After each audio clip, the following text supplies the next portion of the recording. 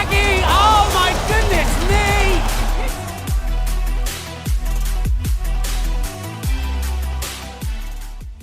Bonjour, nous sommes samedi et c'est l'heure de notre randonnée avec Alexis.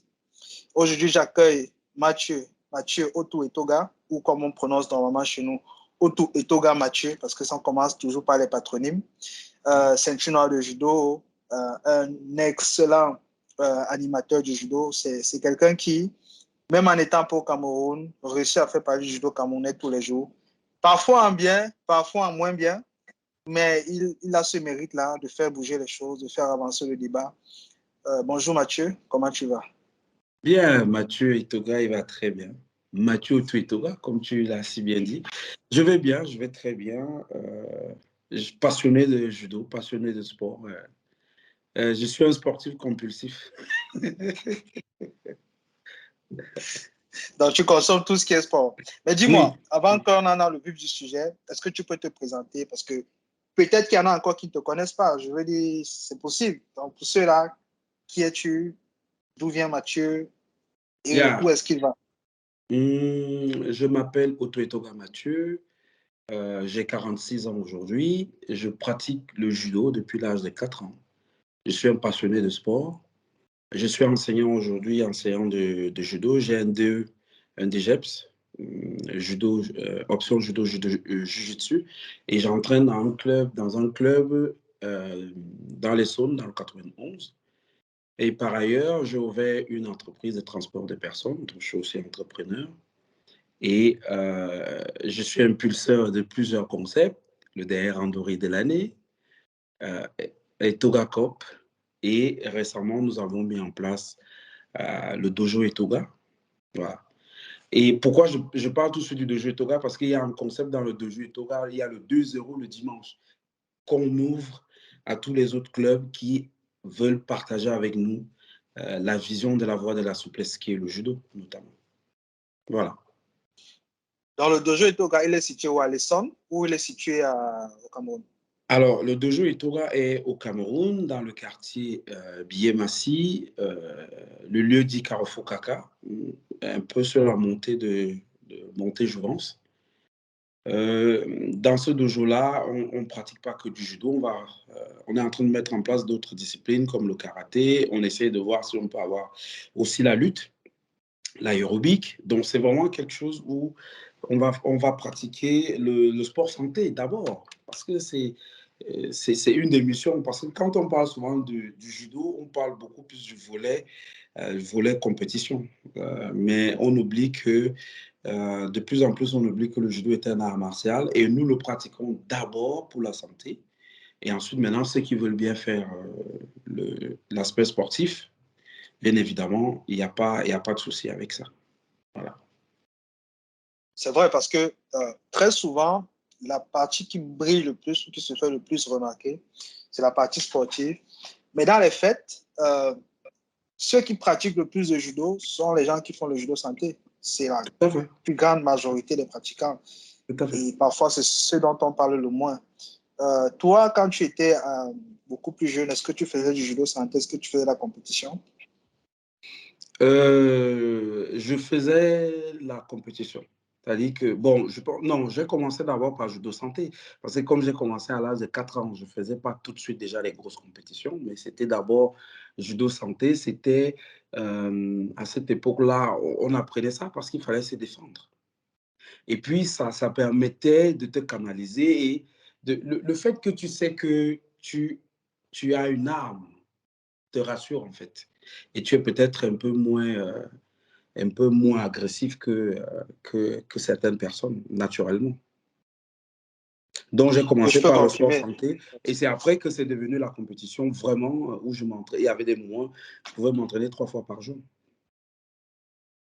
À quel moment tu as senti qu'il fallait que ou à quel moment tu as voulu faire la compétition? Parce que je me dis, il y a un moment dans ta carrière ou dans ton cursus, je te dis, finalement, j'aime ça me battre avec les gars, j'aime ça, les médailles, l'attention, tout ça. À quel moment c'est arrivé chez toi? Alors, c'est une bonne question parce que si tu sais, en gros, je me suis même jamais posé la question à quel moment j'ai voulu être compétiteur de haut niveau. J'aimais le foot. j'aimais le foot et je jouais au foot. Et bon, je pense que la balance était beaucoup plus pour le judo parce que, bon, d'un autre côté, comme c'est notre père qui était notre formateur, il nous axait beaucoup plus dans le judo. Mais à quel moment exactement ça a commencé à devenir... peut-être quand j'ai commencé à gagner les kimonos d'or, parce que je me rappelle que le premier kimono d'or que je gagne, nous venons d'un Ngaoundéré. Euh, et on vient faire le kimono d'or à Yaoundé et j'ai gagné. Peut-être que c'est à ce moment que je me dis que tiens, il faut que je devienne compétiteur de haut niveau. Peut-être. Parce que je me suis vraiment jamais réellement posé cette question. Ok, c'est comme le moment épiphanique dans la carrière. C'est vrai que dans la plupart des gens que je rencontre, effectivement, ils disent que très souvent, ça arrive après une victoire. C'est rare qu'il y en a quelques-uns qui ça arrive après une défaite. Mais la plupart, ça arrive après une victoire. Ils disent, j'aime ça, j'aimerais manger de cette nourriture tous les jours. Mhm, Et c'est mhm. comme ça qu'ils mettent le pied dans l'engrenage de la compétition. Mais tu as parlé de Ngaoundéré et tu es mon deuxième invité qui me parle de Ngaoundéré. Et la chose que je remarque, c'est que il y a dans les années 80-90, Ngaoundéré était un endroit où il y avait beaucoup de judo. On parlait beaucoup de judo, qui produisait beaucoup de judokas, qui, sur le plan national, performaient assez bien, parfois même très bien. Aujourd'hui, ce n'est plus le cas. Est-ce que tu sais ce qui s'est passé? Est-ce que tu sais pourquoi est-ce que aujourd'hui on a vraiment l'impression qu'au Cameroun, le judo se fait dans deux régions, voire trois régions en intégrant, deux régions à savoir le centre et le littoral, voire trois régions en intégrant l'ouest, en étant même un peu gentil parce que l'ouest c'est plus ou moins un club. Est-ce que Mm. tu as un avis sur ce qui s'est passé dans le Oui, Grand Nord? bien sûr que j'ai un avis. Quelqu'un qui est un peu, j'ai un peu des bords d'analyste. J'aime analyser les faits. Et c'est pas un seul aspect, c'est pas un seul aspect, c'est plusieurs aspects. Et puis, je vais d'abord commencer dans sa globalité. Quand on regarde le sport, même au Cameroun, dans la globalité, le sport au Cameroun ne se développe pas. On n'a pas cette comment dire, on n'a pas cette vision, cette philosophie-là, qu'on développe plusieurs volets, plusieurs axes. Et voilà, on oublie même que c'est quand on multiplie les axes comme ça que la performance elle va arriver justement, on aura un bassin où on va aller puiser les étoiles.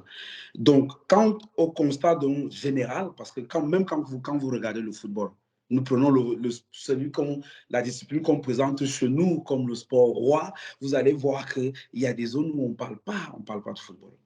D'accord? Il y a plusieurs disciplines comme ça. Et je pense que au judo, le judo, malheureusement, aussi est un peu dans cette mouvance. On va plus parler là et pas de l'autre côté. Peut-être, je ne sais pas. Est-ce que c'est par, euh, est-ce que c'est par méconnaissance? Est-ce que c'est parce qu'on n'a pas des personnes compétentes qui vont aller dans une zone développer quelque chose? Alors moi, j'ai parlé d'un Ngaoundéré. Pourquoi? Parce que mon défunt père, qui était fonctionnaire, avait été affecté en Ngaoundéré et il était entraîneur provincial de la Damawa. C'est comme ça qu'on s'est retrouvé en Ngaoundéré et euh, le dojo qu'il monte, c'est dans un collège privé, le collège Mazonote. Alors, je ne sais pas si ce collège existe encore, je ne sais plus, mais c'était les sœurs du collège Mazonote qui donnent un espace à mon défunt père pour qu'on puisse s'entraîner. Et c'est là où on s'entraînait. Et voilà. Donc, si je fais une bonne analyse et en intégrant les différentes rencontres que j'ai déjà eu à mener et même mes analyses personnelles, finalement, le développement du judo, c'est toujours une affaire de personnes. Il y a comme un colon, c'est vrai que c'est un terme qui est souvent mal utilisé. Ou si Mhm, tu veux, il y a comme une abeille mhm, qui part polliniser mhm, le mhm, judo dans des endroits. Il y a quelqu'un qui est passionné, mhm, qui se retrouve dans mhm, une ville, parfois il n'y a pas de judo, et mhm, qui, drivé par sa passion, poussé par cette passion-là, il réussit à mettre en place des choses. mhm, mhm, Il tire vraiment la charrette jusqu'à ce que finalement il y a quelque chose. mhm. Et généralement, quand après lui, il n'y a personne, c'est souvent Voilà. le cas quand c'est un fonctionnaire, parce Mhm, qu'après on mhm, l'affecte ailleurs et tout ça, on se rend compte que c'est comme ça s'évanouissait. Il y a mhm, Maître Bell, par exemple, qui est à Douala, qui est l'un des plus grands pollinisateurs du judo camerounais au littoral, mais qui, aujourd'hui, quand tu regardes le judo de l'Ouest, en fait, c'est lui qui allait polliniser à Oui, l'Ouest. oui, c'est lui à l'Ouest. Puis, Oui. Maître oui, Bell. il allait polliniser à l'Ouest, Il était et parmi, puis il il y est avait descendu Maître au Bell, Maître littoral. Simon. Voilà. Il est descendu au littoral. Et le travail qu'il a fait en amont a tellement été, je pense qu'il a travaillé beaucoup dans les racines, parce que Maître Bell, c'est quelqu'un qui a, on a un peu digressé, mais c'est pas grave. Mais Maître Bell, c'est quelqu'un qui a une capacité à expliquer les choses, à impliquer les gens dans ses actions, dans ses causes. Je te dirais, s'il était dans un autre contexte, il aurait même pu devenir un gourou. C'est quelqu'un qui est capable de te faire embarquer dans le judo et tu le pratiques comme si c'était une exigence vitale. Ça devient aussi important pour toi que de manger, boire de l'eau. Je crois que le travail qu'il a fait à l'Ouest a tellement bien marché que même quand il n'était plus là, ça a continué parce que les enfants qu'il a formés ont formé d'autres enfants, tout ça. Et puis finalement, aujourd'hui, on a comme 3 régions qui sont fortes, mais en réalité, il est responsable de 2 de ces 3 régions. Et ton papa, Maître Etoga, qui avait commencé en Gaoundéré, je pense peut-être qu'il est revenu trop tôt, ou peut-être que... On n'est pas resté longtemps, en fait. Il n'est pas resté longtemps. Voilà. On a fait juste une année. Une année.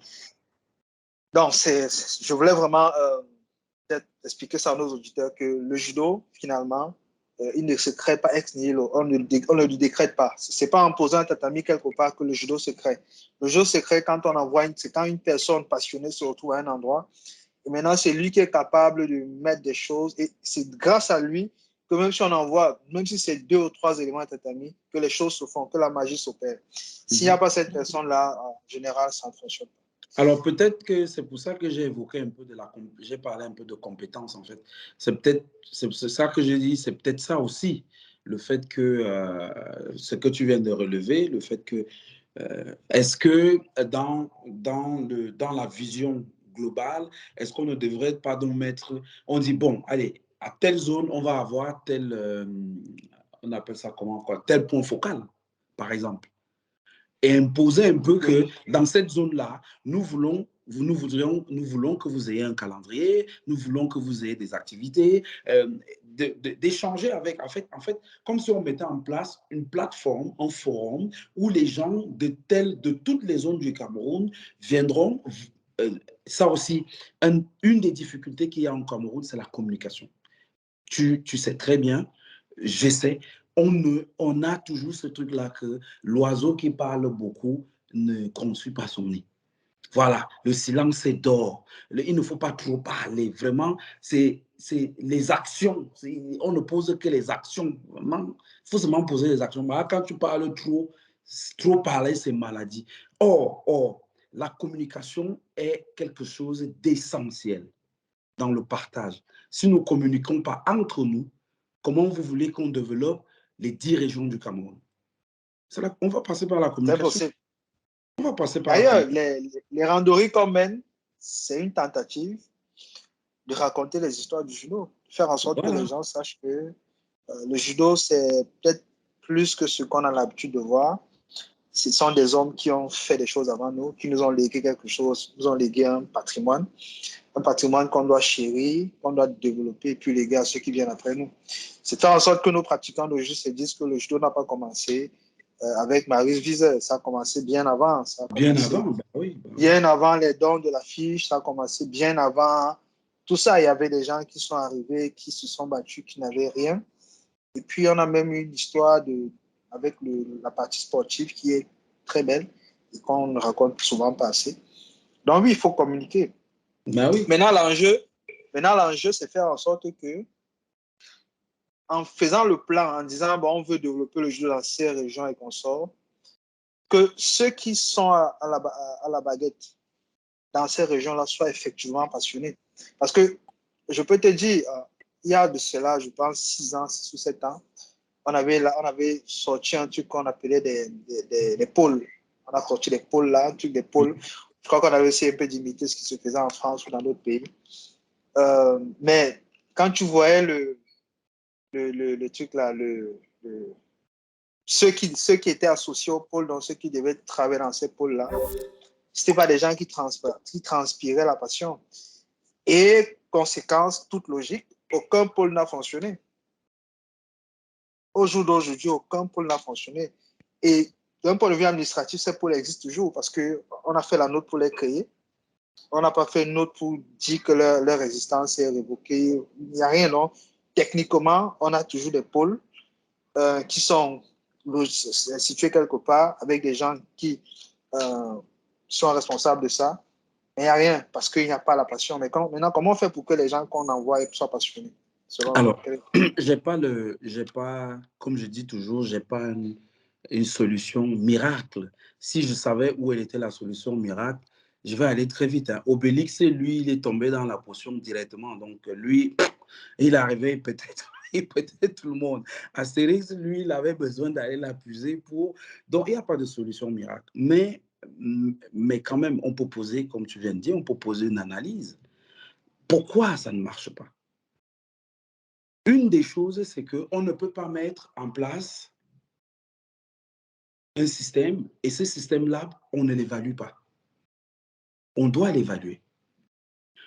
Si on a nommé des gens, des personnes, on doit souvent aller vers cette personne-là, leur demander que, mais attendez, on vous a mis, vous rencontrez quel problème?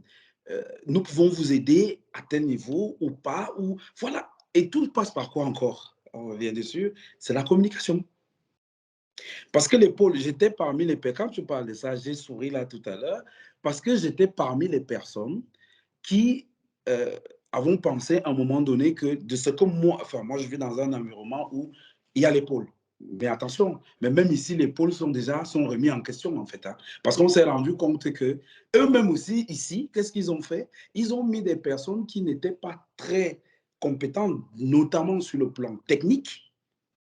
La technicité, c'est-à-dire que avant c'était, tu prenais un coach qui était techniquement, il était prêt.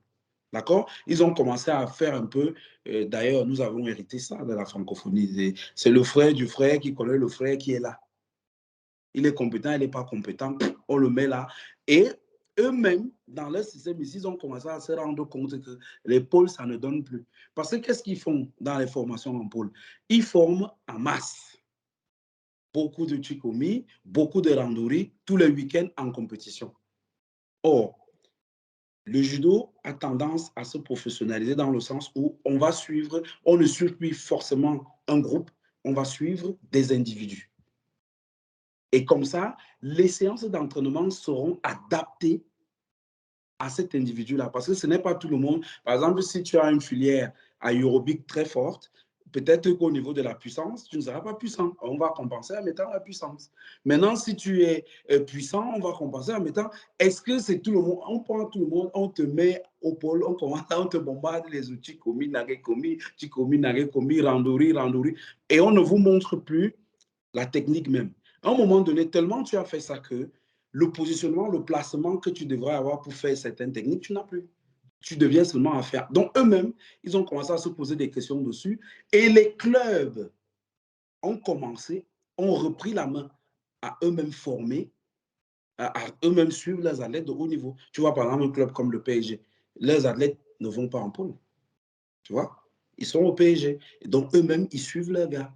Bon, maintenant, on a pensé qu'au Cameroun, c'était une bonne idée, peut-être de mettre des pôles. Mais si tu mets des pôles, à un moment donné, il faut évaluer. Ces gens-là, est-ce qu'ils sont encore là? Est-ce qu'ils se sentent bien? Déjà, le fait d'appeler que, gars, comment tu vas? Bah, moi, toi et moi, on ne s'appelle pas des 1000 et des 100, mais il y a des moments où on a envoyé un message. Bonjour, gars, comment tu vas? Juste des nouvelles. Voilà. Juste, rien que ça, c'est déjà... Et la personne qui est là-bas va se dire, ah tiens, eux, ils s'intéressent quand même à moi. Comment tu vas? Tu es à quel niveau? Vous avez combien de séances d'entraînement vous avez positionné? C'est tout ça, le calendrier. Pourquoi vous n'avez pas un calendrier d'activité? Vous devez avoir un calendrier d'activité. Et nous avons une visibilité là-dessus. Vous avez convoqué quel gars, voilà. Je pense qu'en partie, ça vient aussi ça vient de la communication. Ça vient que les personnes, effectivement, comme tu as dit, sur le terrain, eux, ils ne voient pas un intérêt personnel à faire ça parce que, tu l'as dit tout à l'heure encore, on est beaucoup plus sur l'intérêt personnel. Je gagne quoi? Je mange quoi? Je vais venir faire ça pourquoi? Donc, je pense que c'est un peu ça. C'est vrai. C'est vrai. Parce que la particularité du judo, du moins le judo camerounais, à ce niveau à cette étape de sa maturité, c'est un judo qui est bénévole. Et donc, un judo qui est profondément bénévole repose sur la passion. Ça ne s'invente pas. Quand on va devenir professionnel, ça va reposer maintenant sur l'argent. Mais pour l'instant, comme on n'a pas encore l'argent, la seule chose qui fait la différence, c'est la passion. Et l'histoire des meilleurs entraîneurs nationaux, des meilleurs directeurs techniques nationaux le démontre. Les meilleurs ont toujours été pas les plus forts, pas les plus intelligents, pas les plus riches, pas les plus socialement avancés ou établis, c'était toujours les plus passionnés. Tout à Quand fait. tu regardes tous ceux qui ont fait la différence, c'était les gars qui étaient capables à 5 heures du matin de sortir courir avec ces gars, d'appeler tous ces athlètes, de monter, de descendre, de se dépenser comme un fou. Sans compter, parce que la plupart de ces gars, quand tu discutes avec eux, ils te disent tous la même chose. Ils te disent, mon gars, quand j'ai fait ce travail-là, je suis endetté. C'est-à-dire, tous te disent, ça m'a coûté plus d'argent que ce que j'ai reçu. Parce que j'ai connu des entraîneurs nationaux qui, parce qu'ils mettaient les athlètes dans des conditions d'entraînement quand même éprouvantes, dépannaient en lavant leur judo. Je veux dire, le gars se retrouve en train d'aider son athlète en lavant son judo. C'est pour te dire, quand un entraîneur comme ça produit des résultats, c'est pas anormal, c'est normal parce qu'il est passionné. Donc, on a besoin des gens passionnés. Mais est-ce que la passion maintenant, est-ce que ça se cultive? C'est là le problème. Et là, on revient à ce que tu disais, c'est qu'il faut, la passion, c'est comme un feu qu'il faut allumer. Il faut donc des gens qui aient cette flamme-là Voilà, il et faut qui soient entretenir, capables de, voilà, de comment est-ce l'entretenir. qu'on allume, comment on allume la flamme. J'espère que c'est ce que vous avez prévu faire dans Odojo et Toga. Et ça me permet de te demander quelles sont les ambitions pour 2023-2024 le Dojo et Toga. Est-ce que c'est plus diversifier les activités, comme tu disais, ou est-ce que vous avez un plan pour la partie sportive ou la partie formation? C'est quoi le plan pour le Ben, judo? il y a tous ces volets-là sont là. Il y a le volet formation. Comme je t'ai dit, de prime abord, nous, aujourd'hui, pour qu'on fasse la bonne performance, nous devons d'abord être dans le judo, dans l'art martial et le judo formation, le judo qui est une fête, le judo. Et c'est à travers ça, en fait. Nous on a grandi là-dedans. C'est à travers ça que maintenant, on va observer des groupes de personnes qui ont maintenant cette capacité à aller challenger dans le sport de haut niveau. Et c'est ces personnes-là qu'on pourra aussi accompagner à long terme, accompagner pour qu'ils puissent... Donc, non, les deux volets sont là. Le volet sport santé, puisque on sait aujourd'hui qu'en termes de pourcentage, c'est là où il y a le plus de pratiquants. Donc, on va pratiquer cela. Et maintenant, au fil du temps, lorsqu'on verra qu'il y a des personnes qui ont des capacités et qui veulent bien, puisque tu viens le dire, la passion. Quand tu rentres dans le haut niveau, si tu n'es pas un passionné, si tu n'aimes pas, au bout d'un moment, tu vas craquer. Et puis, psychologiquement, il faut tenir aussi. Non, il y a les deux, il y a les deux volets. Il y a le volet compétition de haut niveau, il y a le volet formation. Mais cette année, contrairement à ce que nous avons fait depuis quelques années, on affiliait le club, même si on n'avait pas beaucoup d'adhérents, parce que c'est ça, j'avais pris cela personnellement sur moi-même en disant que non, tant que, comment dire, on a une flamme qu'on nous a redonnée. Cette flamme-là, ma mission à moi, c'est de continuer à entretenir cette flamme. Voilà. Mais cette année, nous n'allons pas affilier le Jiu-Jitsu parce qu'entre autres aussi, selon les nouveaux statuts qui ont été votés il y a quelques mois, il faut minimum 25 licenciés pour aller se présenter à l'Africa Judo. Donc cette année, nous allons faire l'impasse. Mais pendant ce temps-là, nous allons former des jeunes et l'année 2024, nous reviendrons et puis on va lancer la partie sportive du judo. Tu abordes un très bon sujet parce que tu parles aujourd'hui des conditions pour pouvoir affilier un club. En gros, en t'affiliant, il faut aussi que tu payes 25 licences. Quel est ton avis dessus? Parce que ces 10 dernières années, on a essayé plusieurs formules. On a essayé, je crois, au début des années 2013 ou 2014, on a essayé la formule du forfait. C'était un forfait de 125 000 par club. Après ça, on a essayé la formule individuelle. Et puis, on est rendu à une formule individuelle, mais une formule individuelle qui n'est pas extrêmement claire. Aujourd'hui, tu es dirigeant de club, un peu comme moi. Moi, je suis dirigeant d'un club au Canada. Toi, tu es dirigeant d'un club au Cameroun.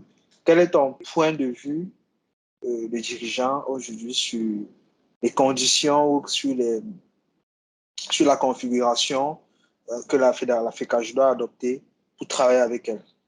D'accord. Alors, juste une petite précision. Je ne suis pas dirigeant de club seul. En fait, on est plusieurs, on va dire. Moi, j'aime bien travailler énormément en équipe parce que c'est dans l'équipe que nous puisons, enfin, c'est mon avis, hein. Maintenant, après, peut-être qu'il y en a qui aiment bien être individuel, mais moi, j'aime bien travailler en équipe. C'est là où je trouve ma force parce que c'est dans l'échange, tu vois. Si j'étais en train de parler seul là, depuis que nous avons commencé, si j'étais en train de parler seul, on ne partirait pas d'un volet à un autre. On aura l'impression que c'est monotone, je vais répéter les mêmes phrases, les mêmes mots, mais nous partons d'un point à un autre. Pourquoi? Parce qu'on échange. Et ça, c'est important. Maintenant, la vie que je vais avoir, tu as relevé quelque chose. Moi, je n'avais pas vu tous ces aspects. Lorsque tu parles qu'on a essayé tu as dit en premier, on a essayé un paquet, c'était ça? La formule La, forfaitaire, c'est la 125 000 formule. Et par ensuite, club. on est revenu sur individuel. Et là, déjà, moi, si j'étais à cette Assemblée générale, je n'allais pas voter qu'on ait minimum 25 licenciés. Je vais donner, il peut y avoir plusieurs raisons, mais une des raisons, c'est que notre discipline souffre énormément de vulgarisation. D'accord? Si on bloque déjà qu'il faut 25 licenciés, tu vois, par exemple, nous, on aurait pris la licence cette année. Mais on ne pourra pas prendre parce qu'on n'a pas les minimum 25 licenciés. Donc, on veut quoi? On veut la ressource financière ou on ne veut pas? Bon, ça, c'est comme moi je visualise. Moi, on n'aurait pas mis ça. Bon, maintenant, est-ce qu'en mettant minimum 25 licenciés, c'est ça qui va faire peut-être attirer un peu plus de monde? Je ne sais pas. Mais moi, je sais que pour attirer plus de monde, je sais que pour attirer dans le développement, si je me trompe là-dessus, tu peux me dire, hein, dans le développement, il faut ouvrir plusieurs axes. N'est-ce pas? Pas seulement le judo compétition. Ça, c'est une des problématiques. Et ça, depuis des années, je parle de ça. Si la FECA Judo veut se développer, ce n'est pas que le volet compétition, parce que là, on parle que de compétition. Hein. Il faut au minimum 25 licences. Mais il y a plein d'événements que nous pouvons mettre sur pied pour attirer un nombre maximum de personnes. Regarde, nous organisons chaque année l'African Open. J'en ai déjà parlé, c'est encore une occasion que je vais parler ici. L'African Open, pour qu'on attire, tu as vu en Angola, je ne sais pas si tu as suivi un peu à Luanda, tu as vu comment il y avait du monde à Luanda? Oui, oui. Voilà. Pour qu'on puisse remplir le palais de sport, ce n'est pas seulement le judo. Ça veut dire qu'il faut coller, il faut associer d'autres événements autour de l'African Open. Il faut inviter des artistes, des événements culturels. Il faut inviter d'autres disciplines de sport. Parce que le judo n'a pas, à lui seul, il n'a pas encore cette puissance-là. Et c'est ici, chez nous, que quand ils organisent, par exemple, le Grand Slam de Paris, gars, quand tu arrives, tu ne vois que les judokas. Et ce n'est pas un truc qu'ils ont commencé à faire aujourd'hui. C'est quelque chose qu'ils ont fait depuis des années, des années. Et ils ont commencé par, quelques années, ils étaient à Pierre de Coubertin. Après Pierre de Coubertin, le journal Pierre de Coubertin est devenu petit. Ils sont partis de là, c'est là qu'ils sont arrivés à Bercy. Donc, c'est un peu ça. Pour développer le judo camerounais, il ne faut pas seulement qu'on pense que c'est la partie sportive qui va ramener beaucoup d'argent. Non, nous devons diversifier, les événements, voilà, plein de choses. Pas seulement le sport de haut niveau. Ce que tu dis est très pertinent parce que, mais là, on entre dans un sujet qui peut être technique pour certains de nos auditeurs, mais on va essayer d'être assez vulgarisateur. Chaque sport doit savoir quels sont les produits qu'il vend. Par exemple, le tennis, prenons le tennis. Le tennis se vend à travers le sport de haut niveau, c'est-à-dire qu'il se vend à travers les compétitions, les tournois. Et pour se vendre à travers les tournois, ils n'ont pas commencé à se vendre à travers les tournois. Ils ont commencé en travaillant sur la base pour qu'il y ait beaucoup d'adhérents. Et puis après, ils ont commencé à se vendre à travers les tournois. Parce que la problématique du produit qui s'appelle haut niveau, parce que je vais l'appeler produit haut niveau. Tout à fait, tout à fait. C'est qu'il n'est pertinent que quand vous êtes capable d'avoir une puissance marketing au-dessus de la moyenne. Mm-hmm. Mais en attendant d'avoir la puissance marketing au-dessus de la moyenne, vous êtes obligé de vendre un autre produit. Et c'est ce que la France a très bien fait. C'est ce que l'Algérie aussi a très bien fait. J'ai été en Algérie et je me suis rendu compte, quand je voyais leur communication, ce qu'ils faisaient. Ils ne vendaient pas le judo ils ne vendaient pas le produit haut niveau. Ils vendaient le judo comme étant une thérapie gratuite. Une thérapie gratuite offerte aux parents pour leurs enfants qui sont soit trop agités, soit en manque d'activité, soit... C'était ça le produit qu'ils vendaient. Ils le vendaient à la fois comme un produit de divertissement pour tous âges et aussi comme un produit thérapeutique pour les gens qui ont besoin de se dépenser, de soigner leurs problèmes d'attention et tout ça, tout ça. Et ça, ces deux produits-là, donc divertissement et thérapie, ce sont les produits que tu peux vendre à monsieur tout le monde pendant toute l'année. Et quand tu vends ça comme ça, à un moment donné, quand tu commences maintenant à avoir la masse critique, donc suffisamment de gens, d'adhérents, tu commences à avoir de la puissance marketing, tu peux maintenant vendre le produit haut niveau. Et il y a toujours un équilibre à gagner. Bon, je pense que on a trop, en fait, peut-être qu'on n'est pas assez compétent, on n'est pas assez bon. Je ne veux pas, parce qu'il y a le rasoir de Onlon qui dit qu'il ne faut jamais attribuer à la mauvaise foi ce qui peut être attribué à l'incompétence. En gros, peut-être qu'on n'a pas suffisamment de compétences pour se rendre compte que la première étape serait de vendre le judo d'abord comme un produit de divertissement et comme un produit thérapeutique, avant maintenant de le vendre plus tard comme un produit au sport de haut niveau. Et donc, je rejoins ton analyse. Tu as résumé ce que je pense. Hein. Moi, je pense fortement à ça. Je reviens, par exemple, regarde le concept du dernier randonnée de l'année, n'est-ce pas? C'est un concept, on peut dire tu peux l'organiser gratuitement, enfin, sans trop dépenser quelque chose. D'accord? Mais qui viendra dans ton dernier randonnée de l'année? C'est que les compétiteurs de haut niveau? Non, non. Le concept du dernier randonnée de l'année... Tout le monde se sent concerné. Voilà, tu dis à quelqu'un que, gars, si tu n'as même pas le judoji et que tu as même une tenue de sport, viens avec nous, on partage un moment. C'est ça, en fait. Et ça va faire quoi? Ça va faire qu'on va parler du judo. On va parler du judo pendant un moment, un long moment d'ailleurs. Parce que si tel club lance le dernier randonnée, l'autre lance. On est dans le divertissement, on est machin. Bien, il y a ça. Il y a des événements qu'on faisait avant. La nuit des arts martiaux. Ça n'existe plus. Ça n'existe plus. Et c'était des événements où on invite plein de disciplines d'arts martiaux. Et imagine, si on fait aujourd'hui, on s'associe, on dit, bien, on va faire une soirée des arts, un gala des arts martiaux, par exemple, au Palais des Sports. Et Dieu seul sait le nombre de disciplines d'arts martiaux qu'il y a au Cameroun. Et on part sur le fait que peut-être dans chaque discipline, il y a 100 adhérents. Si nous avons 30 disciplines, ça fait combien, Alexis? Ça fait 30 000. Ça fait 3 000 adhérents minimum. Ça maintenant, fait si tu prends les gens, leurs amis, tout ça. Voilà, tu imagines ça? On se dit, OK, on va organiser cet événement-là. On fait une campagne sur 3 mois.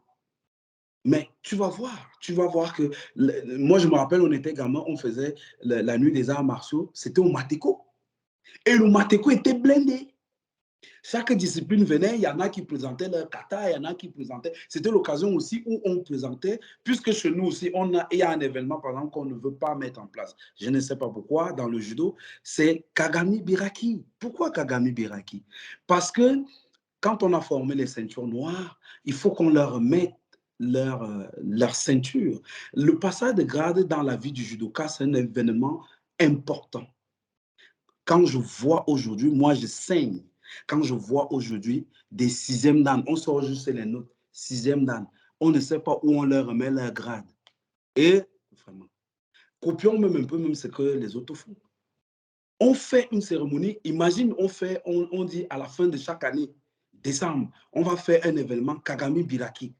Toutes les ceintures noires, toutes les ceintures noires se présentent. Alexis, tu auras combien de personnes dans l'événement?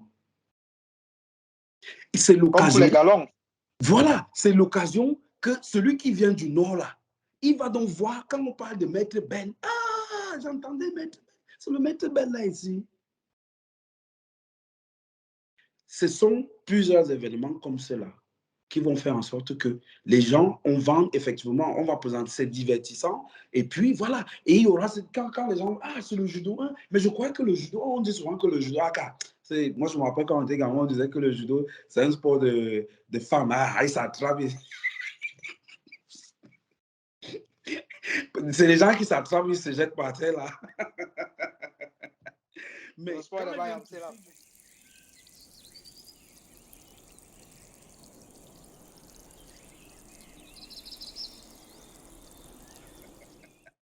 Mais quand il vient toucher du doigt, il se rend compte que, hey, mais l'affaire que je voyais comme ça, hey, c'est pas un truc quand même facile. Hein, parce qu'une personne qui se déplace et qu'il faut projeter la personne, c'est pas évident. Et puis, ça permet quoi? On ne montre pas tout de suite l'aspect purement sportif. Ça me permet de me défendre si je suis attaqué. Bon, donc c'est un peu la vision là que moi que j'ai et d'ailleurs que je continuerai toujours à dire jusqu'à ce que peut-être un jour cela sera comment dire, réimplanté. Des événements comme Kagami Biraki, la nuit des arts martiaux, on peut encore organiser d'autres événements. Tiens, il y avait une autre compétition, l'Open. On appelait ça le toute catégorie. Pourquoi on ne fait plus le toute catégorie? Il n'y a plus. C'est sorti du calendrier. Quand tu regardes le calendrier de compétition, il y a peut-être, si je ne me trompe pas, si j'ai bien lu, il y a peut-être 6 compétitions. 6 ou 7 à l'année. Sur le calendrier national. Et ensuite, maintenant, tu as des séminaires et tu as les passages de grade. Et les autres événements sont où? C'est vrai. Surtout qu'on a une autre particularité. J'espère que ça va changer. Moi, je suis quelqu'un de très optimiste. La particularité qu'on a, c'est que les régions sont amorphes. Ce qui fait que finalement, le calendrier fédéral devient le seul calendrier qui est employé. Je pense quelque part, on a un problème de compréhension du mouvement fédéral. Beaucoup de gens ne comprennent pas c'est quoi le mouvement fédéral. Pourquoi est-ce qu'on dit fédération? Pourquoi est-ce qu'on ne dit pas, par exemple, confédération? Pourquoi est-ce qu'on ne dit pas association? Les gens ont du mal à comprendre qu'une fédération, c'est simplement un regroupement d'associations qui ont décidé de travailler ensemble. Et donc, une fédération n'est pas une entité à part des associations qui la constituent. Tout à fait. La fédération, ce sont les associations. Autrement dit, une fédération, dans son fonctionnement, dans son rapport aux associations qui la constituent, c'est toujours de la collégialité, c'est toujours une relation de je propose des choses, je vous la soumets, vous l'acceptez, et une fois que vous l'avez accepté, on avance. Si vous ne l'acceptez pas, on se retracte. Parce qu'à la fin, on existe parce qu'on a décidé de se réunir ensemble. On n'est pas une entité à part. Et je pense que le fait que les gens ne comprennent pas ça de façon vraiment sans équivoque fait que les régions ont l'impression que le calendrier fédéral en soi est suffisant. Les gens même ont l'impression que le calendrier fédéral est suffisant et que peut-être que si les régions ne font pas de calendrier, c'est pas grave. Non, c'est grave. La fédération, normalement, devrait avoir très peu de compétition pendant l'année. Et les associations au niveau régional, départemental et arrondissement devraient maintenant meubler tout le reste du calendrier avec plein d'activités, cette fois-ci orientées vers le divertissement et puis la thérapeutique. Autrement dit, des passages de grade qui peuvent être organisés au niveau départemental ou régional. Ça peut être des camps d'été, bon, pas camps d'été, mais on ne va pas dire camps de saison sèche, mais des camps, des fois, par exemple, quand on donne des petits congés, congés de Pâques, congés de Noël, on sort des petits camps de quelques jours, les enfants se réunissent, ils s'amusent bien, ils peuvent aller même dans un petit coin en Bamaru et qu'on sort, ils font des trucs et puis rentrent. Des petits camps de temps en temps, juste pour que les enfants s'amusent, les enfants partagent et qu'ils fassent toujours l'association judo égale divertissement, judo égale santé, judo égale aboutissement. Je pense qu'on a un problème à ce niveau-là. Bon, ce n'est pas le seul, mais... Oui, pour aller, je vais dans ton sens sur ce point, nous sommes tout à fait d'accord, mais toujours est-il que, est-ce que les gens ont compris que lorsque tu as une association, tu es autonome? Je pense qu'on n'a pas beaucoup compris ça, que quand on a une association, on est autonome. Quand on est une association, pourquoi on doit aller demander l'aval ou le quitus de, on va dire quoi, de la fédération, on peut dire ça comme ça, de la fédération, alors que même déjà au sein de ton club, tu dois avoir tes propres activités, les passages de grade, les différents clubs que tu invites pour échanger. Moi, je me souviens, on avait à l'époque à l'INJS, je ne sais plus si ça se passe encore comme ça, on avait ce qu'on appelait la fête de l'année, où on se retrouvait tous les copains, et c'est le moment qu'on présentait aussi les meilleurs athlètes de la saison. Quand tu sors donc maintenant de l'association, tu vas donc monter à l'échelle de la ligue départementale ou de la ligue d'arrondissement, ligue départementale, ligue régionale. Effectivement, ce que tu dis, tu as raison, ils doivent avoir leur calendrier et avoir leurs activités. C'est important. Si nous n'avons pas ça, le bassin que nous sommes en train de dire, il ne peut pas s'élargir. Nous voulons que cela soit élargi pour attirer un grand monde qui viendront prendre la licence à la fédération. Sauf qu'il y a une autre vision. Et là, je vais parler maintenant dans la globalité de combien de fédérations. Il y en a 50 fédérations au Cameroun. Il y a toujours ce truc-là que même dans ton club, quand tu veux organiser un événement, on te pose la question, est-ce que tu as parlé au président de fédération? Non, mais vous êtes en train de tuer le sport. Non, je n'ai pas besoin. Si je veux organiser mon passage de grade ou si je vais inviter des copains à venir s'entraîner avec moi, je n'ai pas besoin d'aller... le Grand Slam, il se passe ici au mois de février. En France, il y a d'autres compétitions. Ils ne sont même pas au courant. La Fédé n'est même pas au courant que les gens organisent un truc. Une fois, il y a cela, je pense, 3 ou 4 ans, 5 ans, j'étais entraîneur au Panthers au Cameroun. Et puis, je discutais avec des gars, d'autres entraîneurs, d'autres clubs. Je leur dis, actuellement, j'ai un groupe d'enfants qui sont des adolescents qui sont en train de grandir. Mais le problème, c'est qu'on a très peu de compétition. Et les seuls tournois, ils sont vraiment concernés sur le championnat national. Parce qu'ils ne sont même plus concernés par le Kimono d'or. Donc, c'est championnat national, ouverture de saison, c'est 2 ou 3 compétitions dans l'année. Je leur ai dit, bon, ce qu'on peut faire, on s'organise entre nous. On organise un tournoi des ceintures de couleur. Entre nous, on organise un championnat entre nous. Aujourd'hui, je vous reçois tous. Demain, tu nous reçois tous. On fait une sorte de tournée entre nous là. Et on n'est même pas obligé de s'offrir des trophées. On peut se donner des diplômes, on mange, on boit et puis on continue notre route. Mais l'idée, c'est que nos enfants, on veut qu'ils accumulent de l'expérience. Et j'avais dit ça à l'époque parce que j'avais calculé que un enfant de l'âge de 15 à 18 ans au Canada, il faisait environ 35 compétitions. Dans le même temps, un enfant de l'âge de 15 à 18 ans au Cameroun, il en faisait parfois une dizaine.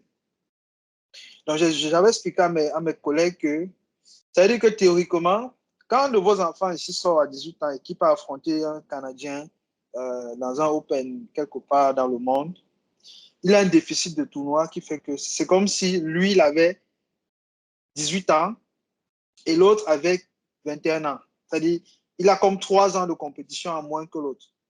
Et c'est un terrible déficit qui fait que même dans la façon d'aborder même si l'autre est fondamentalement moins fort que lui physiquement ou et même moins techniquement développé que lui, le fait qu'il a engrangé cette expérience fait que ça va se ressentir. Crois-moi, le projet a échoué parce que les gars voulaient qu'on ait la validation de la fédération. C'était un truc qui... J'ai dit, mais attends, on se rencontre. Je veux dire, on est tous affiliés, non? Oui. On prend un dimanche, tel dimanche, et puis l'affaire. Non, non, il faut... J'ai dit, bon, c'est pas grave. J'ai mis fort au projet et puis on en a plus parlé. Donc, Oui, j'ai vécu ça quand on organise la Etora Cup en 2018. Je te raconte ce qui s'est passé au MINSEP. Nous avons envoyé les courriers pour informer le MINSEP qu'on organisait les obsèques, si tu veux, les funérailles de Maître Etora qui est décédé. Et voilà, on avait besoin de l'accompagnement du MINSEP dans le sens où on voulait le palais des sports. D'accord? On a déposé le courrier au MINSEP. Ils nous ont donné l'accusé des réceptions. Donc, le jour où on va donc pour reparler de ça, on nous dit d'abord, le ministère nous dit d'abord, je ne vais pas donner son nom, il nous dit d'abord qu'il n'est pas au courant. Et que lui, il est informé comment il a regardé à la télé. Je parlais à la télé, j'étais à Douala, Canal 2, et je parlais de cet événement. Et il dit qu'il s'est assis dans son salon, il a dit, mais voilà les gens qui n'ont rien compris, il veut organiser une compétition internationale.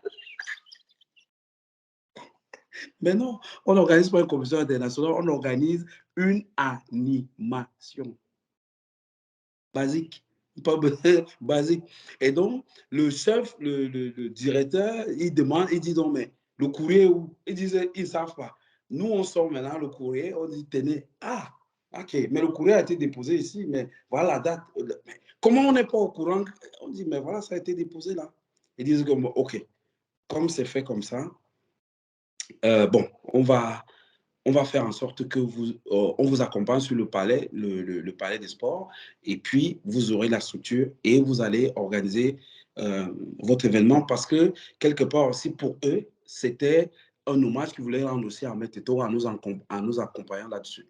Je parle de ça pourquoi? Parce que partout où j'allais, dès que par exemple, on a invité d'autres disciplines sportives. Je ne sais pas si tu avais vu qu'il y avait la lutte. Il y avait le jiu-jitsu, il y avait le karaté. J'ai même voulu qu'il y ait l'haltérophilie, mais ils ne sont pas venus. D'accord? Et à chaque fois que je parlais, ils me disaient, mais est-ce que vous êtes allé voir la fédération? Parce que si vous ne voyez pas la fédération, nous on n'est pas... Mais non, c'est un club qui organise, on n'a pas besoin. On n'a pas besoin. Pourquoi on a véhiculé cette mauvaise information-là dans l'environnement du sport camerounais que si tu as monté une association, peu importe la discipline, tu veux mener une activité dans ton association, il faut aller demander l'approbation à la fédération. Mais non, ça n'a pas de sens. Comment on fait pour changer ça? Et du coup, voilà, et l'une des conséquences négatives les plus directes, c'est que finalement, ça diminue le spectre des choses que les présidents de club peuvent faire pour rentabiliser le club. Parce que aujourd'hui, il faut se dire la vérité et tu vas me donner ton point de vue. J'ai été président de club, j'ai créé et dirigé des clubs au Cameroun, parce que je l'ai fait plusieurs fois. Les activités que tu peux organiser en tant que président sont toujours plus intéressantes si tu le fais avec plusieurs personnes. Si tu organises par exemple un match amical avec un club voisin, en général, ça se passe toujours mieux que d'organiser des randonnées chez toi. Et donc, si chaque fois que tu veux organiser des choses en t'associant avec d'autres clubs qui aussi ont besoin de se développer. Il faille toujours passer par un assentiment fédéral ou un assentiment administratif et tout ça. Finalement, ça vous grippe, ça vous empêche de vous développer et ça vous empêche de rentabiliser les investissements que vous faites. Et il faut dire que ce sont des investissements colossaux. Parce qu'en réalité, et ça tout le monde le sait, dans le judo particulièrement, les adultes te font dépenser de l'argent, les enfants te font entrer de l'argent. C'est généralement comme ça. Tu as comme deux pôles, le pôle des adultes où tu dépenses des sous parce que tu dois en ce moment investir pour la performance et le pôle des enfants où parfois tu as l'équilibre. Je dis parfois parce que ça dépend. Selon les quartiers où tu te trouves, ça peut être très différent. Je sais par exemple, j'ai des amis qui ont des clubs à Bipanda, à Douala, c'est infiniment différent de ceux qui ont les clubs à Bonamou Sadi ou à quoi. Donc, je sais que selon l'endroit où tu es, tu peux être à l'équilibre ou être bénéficiaire. Souvent, tu peux être déficitaire si tu es vraiment dans un mauvais quartier. Donc, pour la plupart des clubs, la question reste toujours de savoir comment est-ce que je fais pour équilibrer tous mes comptes, sachant que je dépense beaucoup chez les adultes et je dépense un peu chez les enfants. Il faut donc ce genre d'activité qui te permettent d'embarquer des enfants, de faire des choses. Et quand non, tu ne peux pas organiser ce genre d'activité, ça réduit la surface où tu peux t'exprimer et où tu peux faire en sorte que ton Bien, truc je vais te donner mon avis là-dessus. Est-ce que les clubs, même les associations, on va parler du judo, pas des autres, du judo, est-ce qu'eux-mêmes, ils sont professionnels? Pourquoi je pose cette question? Comment tu peux comprendre que c'est la même personne qui entraîne, c'est la même personne qui collecte les fonds, c'est la même personne qui donne les directives, c'est la même personne dont lui, seul, il est entraîneur, il est président, il est trésorier, Est-ce que c'est possible ça? C'est pas possible. C'est une équipe. Pas possible. C'est une équipe. Il te faut un président, il te faut un secrétaire, il te faut un trésorier et il te faut des entraîneurs, si possible. C'est une équipe et chacun dans son volet va prendre une mission qui lui sera allouée et c'est comme ça. Le type qui donne les cours, il y a le monsieur qui donne le cours, il y a un jeune qui vient d'arriver, qui paye son adhésion, il prend l'adhésion, il met dans la poche, il rentre. À la maison, quand il arrive, il y a un souci peut-être avec un de ses enfants ou bref, il y a un souci familial. Qu'est-ce qu'il fait? Il va prendre ça. Il va mettre. Mais les comptes là-bas, ça se passe comment? Donc, je pense c'est à l'équilibre. Mentalement, c'est à l'équilibre. Tu dis? Mentalement, c'est à l'équilibre. Il va se battre avec le prochain étudiant. Et ça crée des pyramides de Ponzi où il faut maintenant, on va véhiculer une autre chose. On va véhiculer une autre chose, c'est que ce sont les contrats, les partenariats qu'on va avoir qui vont venir nous donner un... Non. Faux. On est en train on se loupe, mais grave. Le partenaire, il vient avec combien? Il ne viendra pas avec 60%, 70%. Le partenaire viendra peut-être avec 20%, 30%. Le reste de 70%, c'est toi et tes adhérents. Donc, il faudrait avoir donc un suivi professionnel là-dedans. Le gars qui entraîne sur le tapis, ce n'est pas lui qui collecte l'argent. Donc, je pense que ça aussi, ça contribue.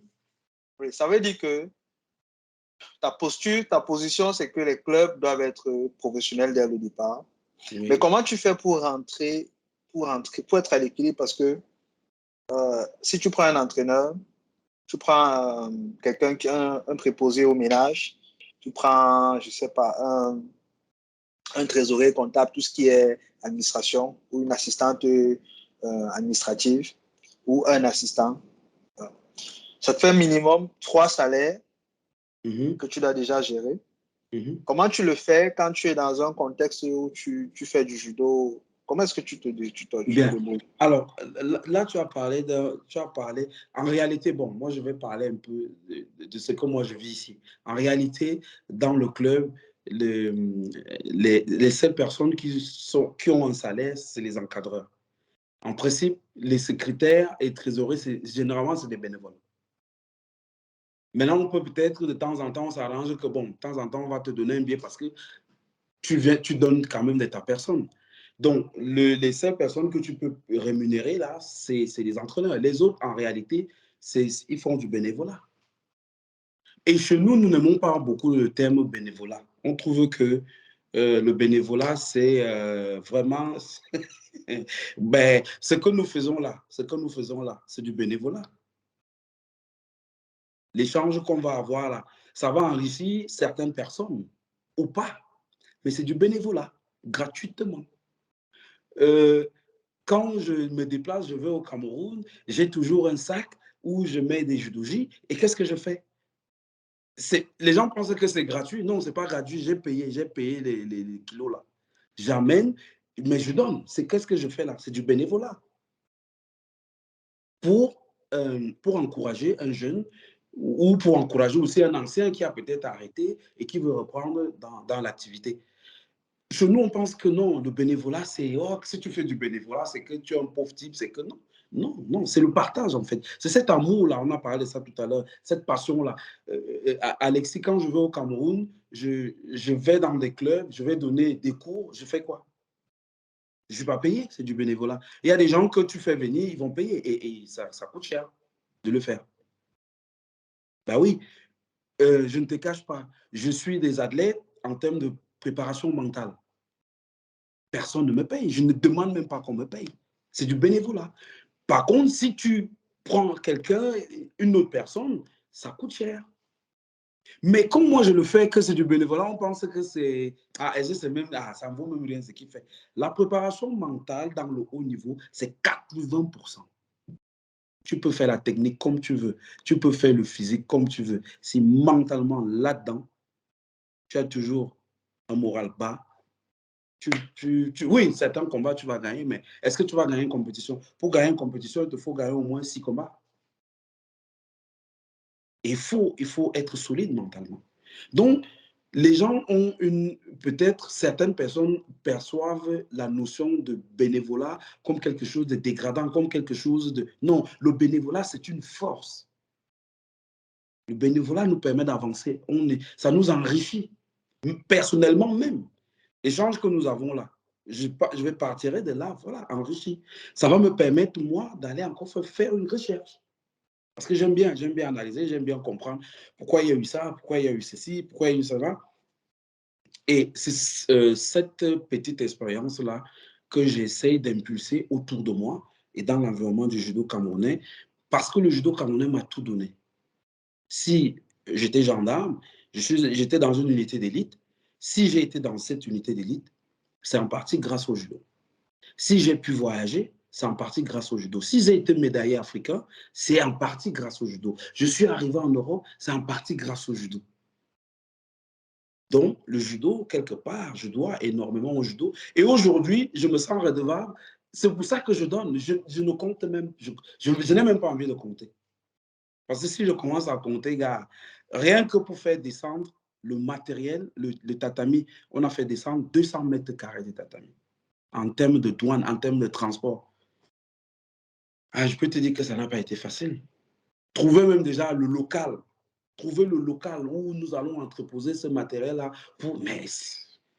Mais on ne lâche pas. On s'accroche parce que, voilà. Parce que moi, j'ai foi. Je pense que le bénévolat, c'est quelque chose d'important. Moi, on m'a aidé dans le bénévolat. Et pourquoi moi, je ne le ferais pas pour les autres? Bien sûr que je le ferais. C'est vrai que la notion de bénévolat, c'est un peu à l'intersection avec un constat social au Cameroun.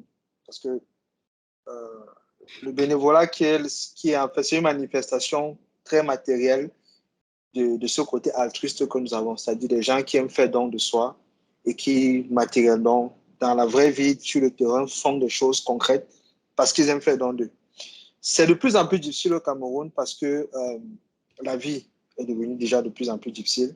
Et donc, si les gens sont en contexte de suivi, c'est très difficile d'attendre d'eux qu'ils fassent du bénévolat. C'est pour ça que la question que je posais, c'était en sachant comment est-ce que tu fais pour embarquer des bénévoles si la plupart des gens avec qui tu interagis, les gens qui sont autour de toi, sont dans un contexte de suivi.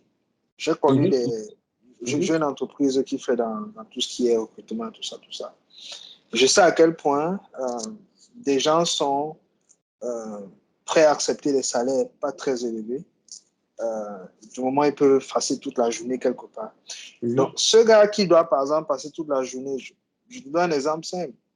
Une fille qui travaille comme serveuse, je dis une fille, ça peut être un gars, qui travaille comme serveuse dans un débit de boisson, qui passe toute la journée là-bas, parfois même jusqu'à très tard la nuit. Tu en as à qui on donne 40-50 000, tu vois. Et donc, pour celui-là, comment tu fais pour l'embarquer dans une activité bénévole qui va lui demander de s'absenter d'un travail où, en réalité, on le maltraite quand même assez beaucoup, et qui va lui faire manquer ce petit argent qui ne représente rien, mais qu'il va quand même manquer et qui va l'empêcher à la fin du mois de joindre les deux bouts, quoi qu'il arrive rarement à joindre les deux bouts. C'est pour ça que je posais la question en sachant que les contraintes sociales rendent le bénévolat extrêmement difficile au Cameroun. Ce qui fait que finalement, si tu veux avoir de la stabilité dans ton club, tu dois pouvoir t'appuyer sur des gens qui ont un intérêt que tu as réussi à désintéresser. Soit avec un salaire, soit parce que vous avez une vision de ce que vous êtes en train de construire. Ils sont capables de faire du bénévolat, de faire des sacrifices, en sachant que vous allez dans une direction précise. Soit parce que tu les fais chanter d'une façon ou d'une autre. Il y a des gens, par exemple, moi je peux le dire, je ne veux pas dire de qui il s'agit, mais il y en a qui sont dans des clubs qui s'investissent parce qu'on leur a fait miroiter quelque chose. Tu vois. On leur a dit, bon, implique-toi et puis demain, il y aura quelque chose. Et ils s'impliquent. Parfois, on leur donne ce qu'on a promis, parfois pas. Ça donne souvent naissance à des drames un peu bizarres. Donc, c'est pour ça que je posais la question et je pense qu'elle reste entière. Ça reste finalement le challenge. Oui. Non, mais c'est une très, très belle question. Bon, malheureusement, je n'ai pas vraiment une réponse où je vais te dire que voilà ce que je vais faire. Moi, je vais prendre par exemple le cas, la chance que j'ai, que nous avons avec nos partenaires qui nous ont permis de mettre en place le dojo Etoga. C'est que nous faisons le bénévolat dans la famille, en fait. Ceux qui viennent là, ils le font bénévolement. Pour le moment, en attendant que la structure elle-même commence à générer ses propres fonds et qu'elle commence à s'auto-financer elle-même. Donc, mais sinon, oui, ce que tu dis, tu as pleinement raison. Comment tu fais pour qu'une personne qui travaille, je ne sais pas moi, qui travaille quelque part, comment tu fais pour déboucher cette personne-là pour venir rester toute la journée? Et bien évidemment, ça va être compliqué que tu aies mais bon, je pense aussi toujours qu'il y aura toujours quand même quelqu'un qui va te... Tu lui dis que frère, quand même tenir le cahier, même si tu n'es pas là tout le temps, de temps en temps, gars, tiens moi-même un peu les comptes. Parce que quand moi-même je prends l'argent, je pars avec, je vais avec à la maison. Ce sont les espèces que tu as. Il y a un problème qui survient. Tout de suite, tu vas d'abord résoudre ce problème-là. Or, quand après maintenant, il faudra subventionner une action que vous allez mener, vous n'avez plus le fonds. Donc, voilà un peu. Donc, voilà. C'est l'occasion aussi, ici, pour moi, de remercier aussi les partenaires qui nous ont suivis dans le dojo Etoga. On en a 2. Et franchement, grand merci à eux parce qu'ils croient, comme tu viens de dire. Et je pense aussi, quelque part, il y a une notion de confiance. Nous avons de plus en plus de mal à faire confiance aussi aux gens. C'est vrai qu'il y a aussi beaucoup d'entrelopes autour de nous, mais ce n'est pas ça. Moi, par exemple, ce n'est pas ça qui va m'empêcher de faire confiance. On peut m'entreleper, comme je dis, bon, ok, comme tu me l'as fait, ce n'est pas grave. Parce que pour moi, la confiance est existentielle. Si je ne te fais pas confiance, gars, ça va être chaud. Moi-même, quand je ne fais pas confiance à quelqu'un, je suis assis là, je ne me sens pas bien, je ne suis pas à l'aise. Donc, j'ai besoin de faire confiance. Je pense qu'il y a aussi peut-être la notion de cette confiance-là, que la personne qui ramène tel projet, où est-ce que je peux faire confiance? Est-ce que nous pouvons aller ensemble? Est-ce que, voilà, donc, c'est un peu ça. C'est vrai. Et ça m'amène à te poser une question. Est-ce que tu regardes encore les compétitions? Est-ce que tu sais aussi? Est-ce que tu regardes les tournois des Camerounais? Bien sûr, je regarde les compétitions. Je venais de te parler de Luanda, non? J'étais scotché à Luanda. quel est ton feeling? Parce que il n'y a pas longtemps, je discutais de haut niveau avec Dieudonné. Puis j'en ai aussi un peu parlé avec Frédéric. Et puis aujourd'hui, je suis avec Mathieu. Quel est ton avis sur le haut niveau, sur comment les Camerounais performent au-delà des résultats? Parce que je vais le dire, ce n'est pas un secret pour nos auditeurs, ou si c'était un secret, ça n'en est plus un. Tu as été très proche, par exemple, de Vanessa Mbala. Donc, tu sais ce que c'est que travailler avec, être au côté ou être une connaissance directe d'une championne, d'une très grande championne, d'une immense championne. Je pense que rendu au niveau où nous sommes, c'est la plus grande championne camerounaise qu'on ait connue. Tous sexes confondus, pas tous sports confondus, parce qu'il y a quand même des Bango, des Tofis et consorts. Mais c'est une immense championne. Et donc, l'ayant connue, ayant été compétiteur, ayant eu un frère champion d'Afrique, paix à son âme. Quel est ton feeling aujourd'hui sur le niveau?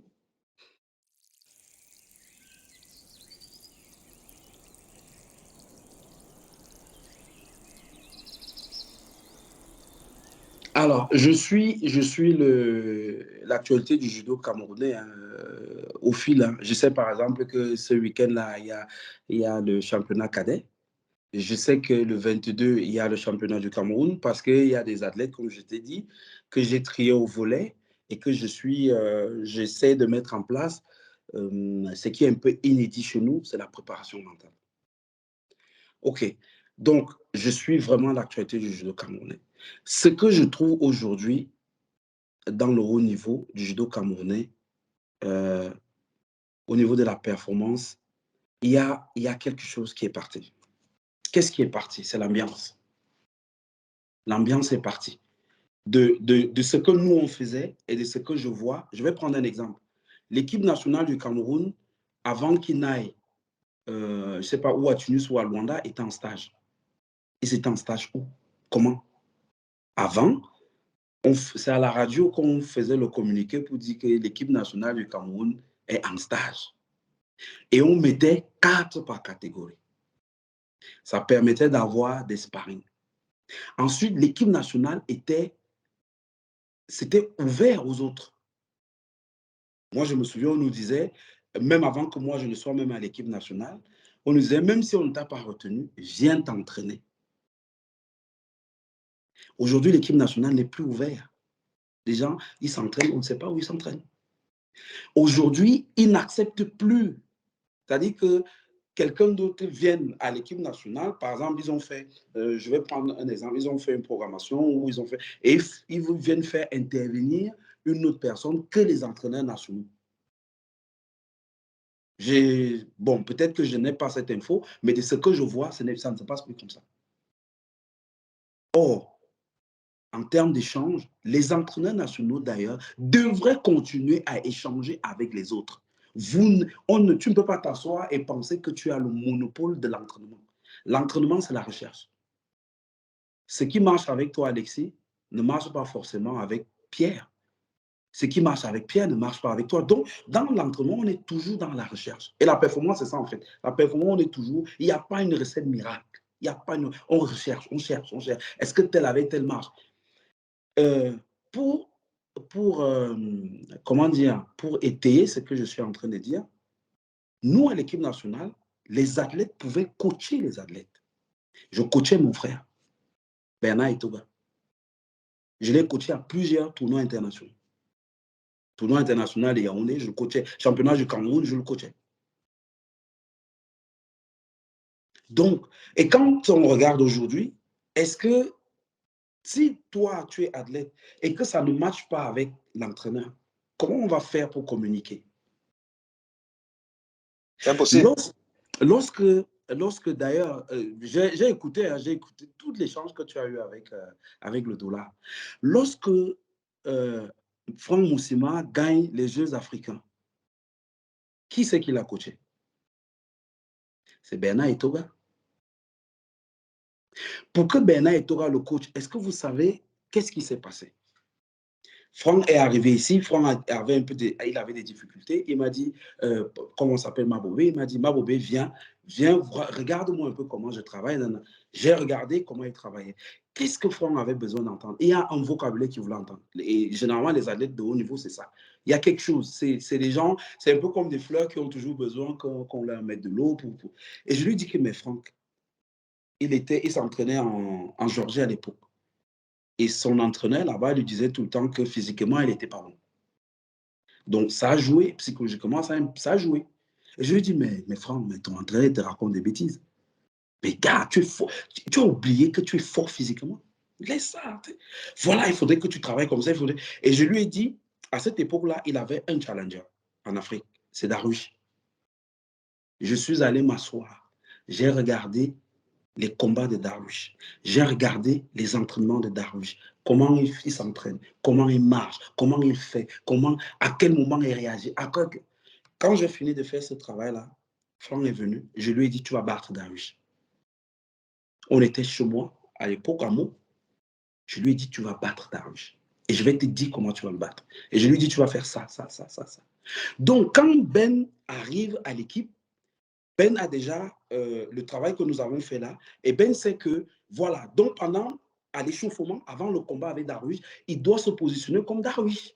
Pour que Franck, dans l'imagerie mentale, qu'il commence à se positionner que, bon, il sait que Darwish va réagir comme ça. Et Ben, tu vois un peu, en fait, il avait un Darwish devant lui et il répétait les gestes de Darwish. Mais il a gagné ce combat en combien de secondes? Je ne dis pas que nous sommes trop forts. Tu as compris? C'est l'alchimie, en fait. Ce que je vais expliquer là, c'est l'alchimie qu'il peut avoir entre toi et moi ou pas.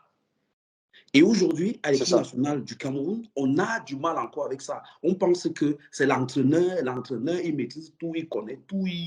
Non, non. Par moment, l'entraîneur peut connaître, mais ça ne marche pas. Dieudonné de la Sem l'a dit. Il disait que oui, moi, je veux que c'est tel qui me coach, c'est tel entraîneur qui me coach. À cette époque-là, on permettait ça. Est-ce qu'aujourd'hui, tu vois ça? Aujourd'hui, tu vois ça? Non. Il y a une autre chose. Là, par contre, je vais être un peu... C'est le côté que tu n'aimes pas souvent sur moi. Ça randorie, sois sincère. Je suis un peu obligé de le dire. N'est-ce pas? Le haut niveau, c'est un partage d'expérience. Alexis, il a fait le haut niveau, il a voyagé, et tu as un vécu que tu racontes. L'athlète en face a besoin que tu lui racontes ce vécu-là parce que ça va le rassurer. Quand tu as des entraîneurs nationaux qui n'ont pas fait de la compétition, tu racontes quel vécu? Quel vécu tu vas raconter? Tu vas peut-être créer une histoire, mais non. Le haut niveau est tellement, c'est tellement sélectif. On parle de haut niveau, gars, c'est le summum, frère, c'est le summum. Oui, tu peux être entraîneur, tu peux entraîner au judo, tu peux être dans l'initiation, mais gars, quand on parle déjà du haut niveau, mon frère, c'est sélectif, c'est pas tout le monde qui rentre là-bas. Alors, on voit donc quoi? Techniquement, maintenant je viens sur la technique. Quand tu regardes les judokas camerounais, attaque directe, attaque directe, attaque directe. Et de moins en moins même, ils font les attaques. Maintenant, c'est beaucoup plus de contre. Mais si tu veux gagner un championnat d'Afrique, tu penses que c'est en contrant à tous tes combats que tu vas gagner le championnat d'Afrique? Non. Une autre chose, le Newaza. Ça fait des années que nous parlons de ça, que nous avons un gros problème en Newaza. Énorme problème en Newaza. Dès qu'on va en Newaza, alors pourquoi nous ne mettons pas en place des stages, même hors moi, je me rappelle à notre époque, on appelait ça stage externe. D'ailleurs, à l'époque de Maître Etoga, nous, on était tout le temps en stage. Dès que c'était les vacances, l'équipe nationale était en stage. On était en stage tout le temps.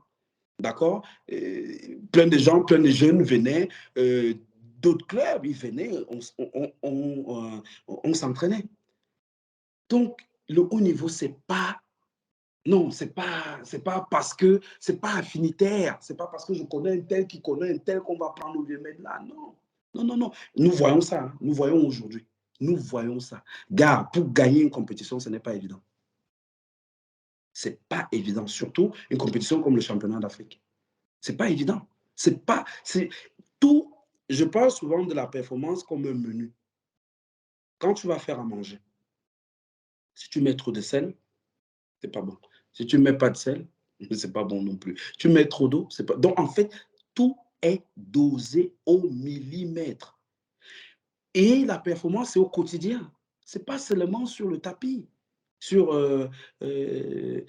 sur comment dire, sur l'endroit où tu vas compétir. Non. La performance, c'est au quotidien. Comment est-ce que tu fonctionnes? Quand tu es un athlète de haut niveau, quand tu es un gagnant, tu es un gagnant au quotidien. De comment tu es organisé, de comment la rigueur, la discipline que tu as. Donc, c'est comme ça que moi, c'est comme ça que je résume un peu le haut niveau. Et nous avons des problèmes parce que le haut niveau, c'est bunkérisé. Le haut niveau ne partage plus avec, ne veut plus partager avec, n'ouvre plus ses portes pour que les clubs viennent. Regarde, il y a des jeunes que tu formes. Ils ont souvent entendu parler, tu as parlé tout à l'heure de Mbala Vanessa, qui est une de nos icônes dans le judo camerounais. Il entend juste Vanessa, il a peut-être 16 ans, 17 ans. Il entend Vanessa. D'accord? Pourquoi on n'invite pas Vanessa à l'équipe nationale du Cameroun et on lui dit, Vanessa, viens raconter ton vécu? Pourquoi on ne fait pas ça? Pourquoi? Ça va aider des jeunes qui vont rêver et vouloir être comme elle. Regarde l'Angola. Regardons l'Angola. Prenons un peu le cas de l'Angola. Il y a quelques années, est-ce qu'on parlait de l'Angola? Une des athlètes qui a été la plus en vue, c'est Faya Moreira.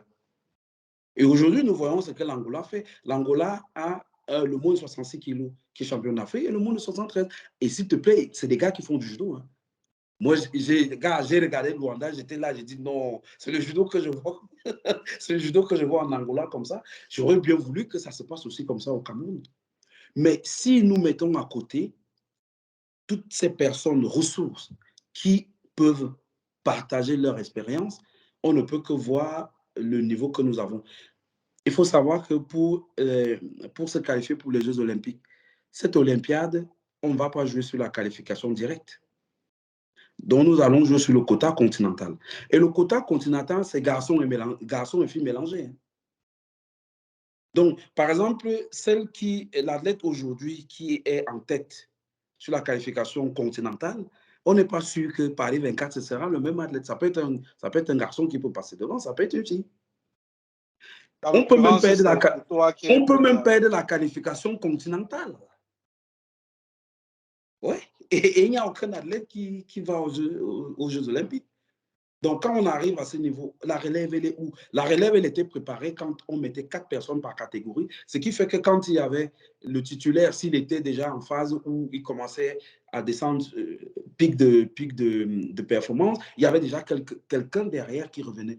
Quand vous regardez les plus de 78 kilos, il y a quoi?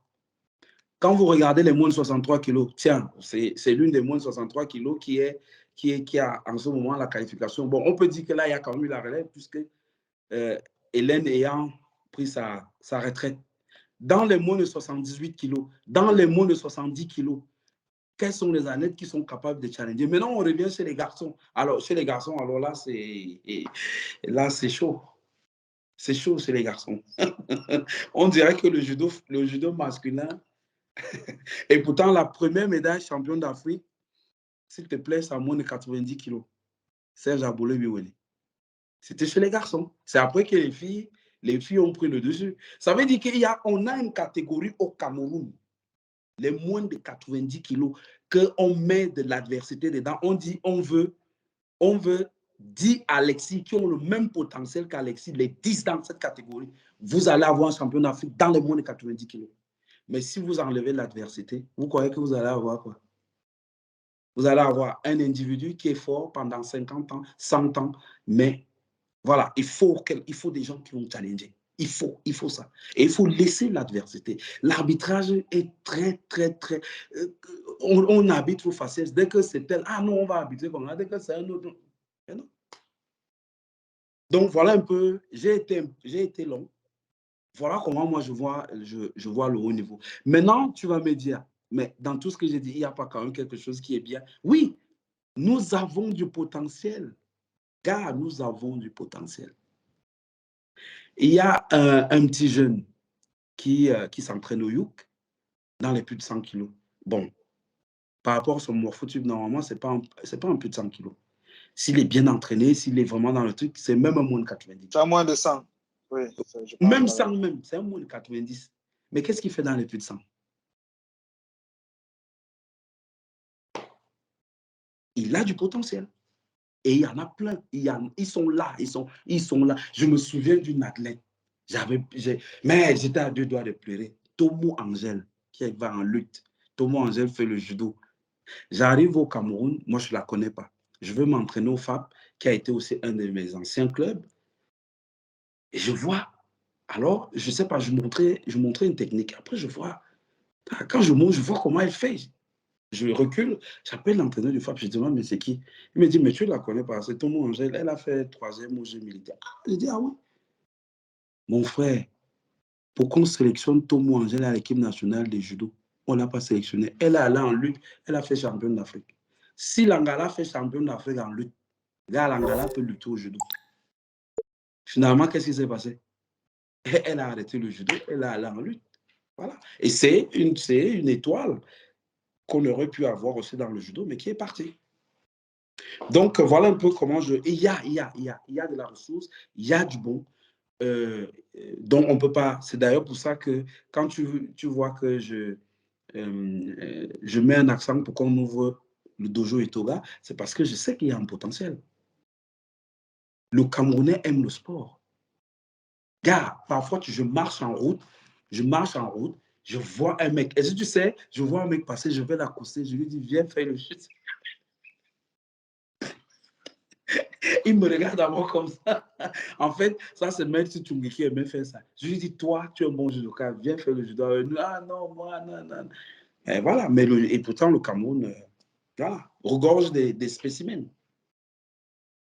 Voilà un peu ce que quand tu regardes le classement actuel pour les qualifiables judo, pour les Jeux Olympiques de 2024. 2024, c'est demain. On a la première, c'est Biok et Toa, qui a 208 points. C'est la qualif continentale. La deuxième, c'est Baba Matia. La troisième, c'est Biamizita. La quatrième, c'est Djenge Mune. La cinquième, c'est Kumbala. Et puis après, on entre dans des noms un peu. On a Kamsou Gladys, Dikoum, Laetitia, Sophie et consort. Selon toi, est-ce que Biok peut attraper le ticket pour les Jeux? Qu'est-ce qui lui manque aujourd'hui dans son judo pour être sûr d'attraper ce ticket-là? Si tu penses qu'elle ne peut pas attraper ce ticket, qui est-ce que tu vois qui peut attraper le ticket? Alors, sincèrement, de ce que j'observe, hein, la porte est ouverte. La porte est ouverte. C'est-à-dire que Baba Matia peut passer, Audrey Bior peut garder sa place, Baba Matia peut passer, Nkumbala peut passer. C'est vraiment ouvert, en fait. C'est vraiment ouvert. Mais à une condition, on aura une qualification continentale à une condition. D'ailleurs, c'est si on trouve des athlètes, enfin, si on a des athlètes qui sont capables de gagner les championnats d'Afrique, on est sûr qu'au moins on garde la qualification continentale. Mais pour y arriver là, techniquement, c'est même pas déjà d'abord techniquement, parce que nous, on est toujours en train de parler de la technique. C'est déjà d'abord dans la tête. Parce que quand tu regardes ces précédentes compétitions, il y a une Angolaise, je ne sais pas qu'est-ce que cette Angolaise-là a avec Audrey, mais... Donc, et moi, je pense que ça, la défaite devient même déjà un peu... L'Angolaise a pris de l'ascendance psychologique. Et quand ça devient comme ça devient compliqué parce qu'il faut travailler mentalement pour dire que non. Parce que dès que tu vas voir cette athlète-là, tu perds tes moyens. Et pourtant, est-ce qu'elle a des capacités? Bien sûr qu'elle a des capacités. Elle a des capacités. Maintenant, il faudrait que, je ne sais pas en ce moment comment, parce que moi, je vois beaucoup de contre. Je vois énormément de contre. Je ne sais pas que je suis contre les contre. Il faut contrer. C'est-à-dire que l'athlète doit être capable de contrer, d'attaquer, d'immobiliser au sol, de changer de direction. D'accord? Mais si tu commences à enclencher uniquement le système défensif, que quand l'autre va attaquer, tiens, je vais tourner, je vais aller dans le dos. Non, tu es en train de limiter, de circonscrire ta force. Or, il faudrait que ta force elle soit plus ouverte. Elle a des capacités pour y aller. Elle a, même Baba Mathia a des capacités. Hein. Mais il faut aller chercher le haut niveau. Il faut aller chercher, gagner les championnats d'Afrique, faire la finale au championnat d'Afrique. Est-ce que nous serons capables? Quand tu regardes les derniers Open, African Open, tu regardes par exemple Luanda. Luanda, il n'y avait pas le Maghreb. Quand il y aura le Maghreb, ça va se passer comment? Donc, bon, voilà un peu comment je vois. Hein, mais je sais que ça ne va pas être facile pour la qualification du judo camerounais pour Paris 24. Ce n'est pas facile. Vu comment c'est présenté là, ce n'est pas facile. Ça peut être facile si aujourd'hui on a un athlète ou une athlète qui cherche une qualif directe. Ah, là, on sait déjà que non. Au moins, ça, cette place-là, on est au chaud. On aura cette place-là. Mais là, on est en train de jouer beaucoup sur la qualification continentale et ce n'est pas évident. Et je pense que ça aussi, ça met la pression. Hein. Que tu saches que, gars, tout le monde est en train de miroiter. Tout le monde miroite la place là. Ça met la pression. Et c'est là aussi on va voir ceux qui sont capables de challenger. Bien évidemment. Oui, ce que tu dis est vrai. On va voir ceux qui sont, comme on dit chez les Anglo-Saxons.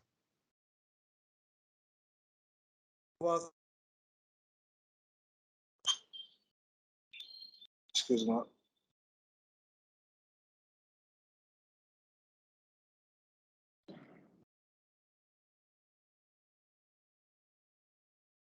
Excuse-moi, j'ai un appel. OK. Donc, je disais que, oui, effectivement, ce que tu dis est vrai, dans ce sens que on va être capable de voir ceux qui sont capables de tenir la pression dans ce contexte, parce que c'est un contexte qui est extrêmement difficile et désagréable. C'est-à-dire qu'être dans un contexte où si tu te rates une compétition, tu as ton coéquipier avec qui tu t'es échauffé là qui va passer. Et tu sais ce que je crains? Connaissant notre environnement, j'espère que les mamies ne vont pas commencer à chanter au quartier. Parce que nous, on aime ça. Hein. L'autre, le pied a gonflé parce que l'épaule.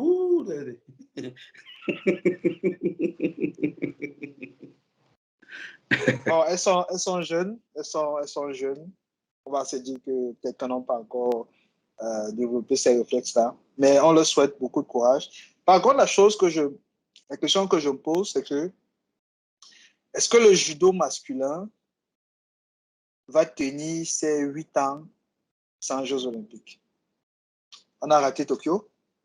Non, c'est pas 8 ans, c'est 12 ans. On a raté Rio. On a raté Tokyo. On va rater Paris. Donc, le judo masculin aux Jeux olympiques, dans le meilleur des cas, ce sera à Los Angeles. Avec qui? Je ne sais pas, je vais dire dans le meilleur des cas, là, je vais dire tu as déjà des petits que tu as mis. Non, je vais dire, je ne peux pas dire qu'il n'y aura personne en 2028. Parce que oui, on peut pas dire. On peut voilà. pas dire. On a quand même des enfants. Mais voilà, oui, tout ça. Mais on est presque sûr qu'il n'y aura pas de garçons en 2024. Non, il n'y a pas. Et ce sera la 12e année sans garçon aux Jeux olympiques. Le dernier garçon aux Jeux olympiques, c'était Dieudonné en 2012 à Londres. En 2012 à Londres. Est-ce que tu as le feeling qu'on ne va pas avoir comme un assèchement du judo masculin dans les années à venir? C'est une bonne question. Ça va toujours dans les langues que toi et moi on a commencé dès le départ, c'est l'analyse. C'est l'analyse. Et l'analyse, on va prendre plusieurs paramètres. On va prendre notamment je parlais tout à l'heure de l'adversité. Dans le judo camerounais, depuis des années, on a démontré qu'on ne veut pas l'adversité. Or, c'est l'adversité qui nous permet d'avancer. Quand on sélectionne dans les catégories, et pourtant c'est simple. Hein? Enfin, moi je trouve que c'est simple. Maintenant, d'autres personnes vont trouver que ce n'est pas simple. Quand tu fais le champ, quand tu regardes, on a dit il y avait dans le calendrier de la fédération qu'il y a 5 ou 6 compétitions. Tu prends les 6 compétitions. Ouverture de saison, qui a gagné? Excellence, qui a gagné? Championnat du Cameroun, qui a gagné? Marseille, qui a gagné? quand tu fais déjà ça, tu vois les qui sont en tête, non? Tu vois déjà les deuxièmes. Mais si on fait donc le gars même qui gagne, on ne le prend pas. On va prendre un junior. Parce qu'on dit que comme il a gagné chez les juniors, forcément, chez les seniors, c'est lui le numéro 1. Toi, tu vois que c'est quelle est l'image qu'on est en train de donner. On est en train de dire au senior qu'elle a que dégage. Oh non, challengez-les, il faut les confronter. Oui, le junior qui arrive, c'est bien, c'est très bien qu'il arrive. C'est très bien qu'il arrive et il doit challenger les seniors qui sont là. Mais on ne peut pas choisir dans la performance que comme tu as gagné chez les juniors, on va t'amener dans la compétition senior. Forcément, comme tu as gagné chez les juniors, tu bats les seniors. On a vu ça dans le monde de 81 kilos. Qu'est-ce qui se passe là? Ben Guingele est toujours là. Hein? D'accord? Dans d'autres catégories. Voilà. Moi, je pense que c'est la somme de tout cela, de toute cette frustration qui fait en sorte que les gens, certaines personnes disent, bon, et tu sais très bien que beaucoup sont allés dans d'autres disciplines. Plein sont allés dans d'autres disciplines d'arts martiaux et ont complètement délaissé le judo. Et nous souffrons de ça. Hein. Et tu sais, on souffre de ça dans l'équipe masculine depuis tranquillement. Hein. On a les doigts dans le nez, mais et pourtant, c'est une souffrance là. C'est une souffrance. Oui, est-ce que le judo masculin n'a pas fait de bonnes performances au Cameroun? Bien sûr. Tu as eu Serge Abolo, champion d'Afrique. Tu as Bernard Etoga, champion d'Afrique. Tu as Franck Moussima qui a gagné 2 fois les Jeux africains. Tu as Dola Semdo Denis qui a fait 6 fois vice-champion d'Afrique. Pourquoi aujourd'hui le judo masculin est en difficulté? Quand on a une catégorie chez nous, les moins de 100 kilos, frère, je te dis que quand tu marches en route, Alexis, tu es Camerounais comme moi. Quand tu marches en route, tu vois le nombre de bâtiments, de gars que tu rencontres en route. Et ce sont nos catégories au judo pour qu'on fasse champion d'Afrique. C'est dans ces catégories-là. Nous avons ça. Mais nous ne cultivons pas cela. Je te dis, Serge Abolo a été champion d'Afrique. Pour que Serge Abolo soit champion d'Afrique, tu connais combien de Serge Abolo il y avait dans cette catégorie? Il y avait des gars forts dans cette catégorie. Et c'est ça, c'est ce challenge-là qui a fait en sorte que Sergio se positionne. Dans les mondes de 73, c'était pareil. On était méga. Quand on a cité le nom, tiens, j'ai un pote, un pote, il était avec nous. Pas de Mandio, un gaucher, mon gars, rugueux. Rugueux, tu sais. Quand tu vas le rencontrer, tu sais que à l'époque, avec nous, avant ça, je vais parler même de la génération de nos grands frères. Dans les moins de 71 kilos, tu avais Epeme, tu avais Samuel Bukoya, tu avais Amourou Thomas, tu avais, il y avait un quatrième, tu avais Kédi Jean-Christophe. Mais gars, quand on venait au championnat du Cameroun, j'étais cité 5 gars. Frère, tu vas voir la bagarre qu'il y a dans cette catégorie. Vous croyez que c'est anodin que c'est dans les 73 kilos qu'on a eu un champion d'Afrique? C'est pas anodin. C'est pas venu, en fait, les gens pensent que c'est venu comme ça. Non, ça ne vient pas comme ça. J'aurais dit que la catégorie au Cameroun, moins de 90 kilos, moins de 100 kilos, on met l'adversité là-dedans, gars, nous avons les champions d'Afrique. Mais si on enlève et qu'on veut seulement privilégier certaines personnes, ça ne va pas le faire. Donc voilà ma vision sur ce point-là. Non, c'est vrai. C'est vrai qu'on est dans une phase charnière très délicate et que si on ne relève pas la tête, ça va être très difficile parce que le bassin est en train de rétrécir. On a d'autres sports qui sont en train de grignoter notre bassin, qui grignotent petit à petit. Oui. On a nos enfants qui désertent à la moindre petite occasion. Et je tiens à féliciter la Fédération française parce que j'ai vu, je crois, la semaine passée, ils ont organisé des qualificatifs pour décider qui devait être envoyé au championnat du monde. Dans les 73 kilos. Voilà. Donc, j'ai vu le combat. Oui, arbitré, avec les arbitres. Oui, c'était 3 randonnées. Tu as vu, non? Oui. Voilà. C'est 3 randonnées. Ils voulaient voir. Quand les le matin, là, ils sont là, ils luttent. Après, voilà. le meilleur sur les 3 randonnées va partir. Tu as vu, nous avons assisté il y a quelques années dans les 73 kilos dans l'équipe du Japon. Il y a combien de 73 kilos, frère? Les 4 sont champions olympiques. Les 4. Tu prends qui, tu laisses qui? on les oppose. Ils viennent s'asseoir. Les entraîneurs s'assoient et disent, celui qui gagne là, c'est lui qu'on prend. C'est tout. Est-ce qu'on discute? On ne discute pas. Celui qui gagne là, c'est lui qu'on va prendre.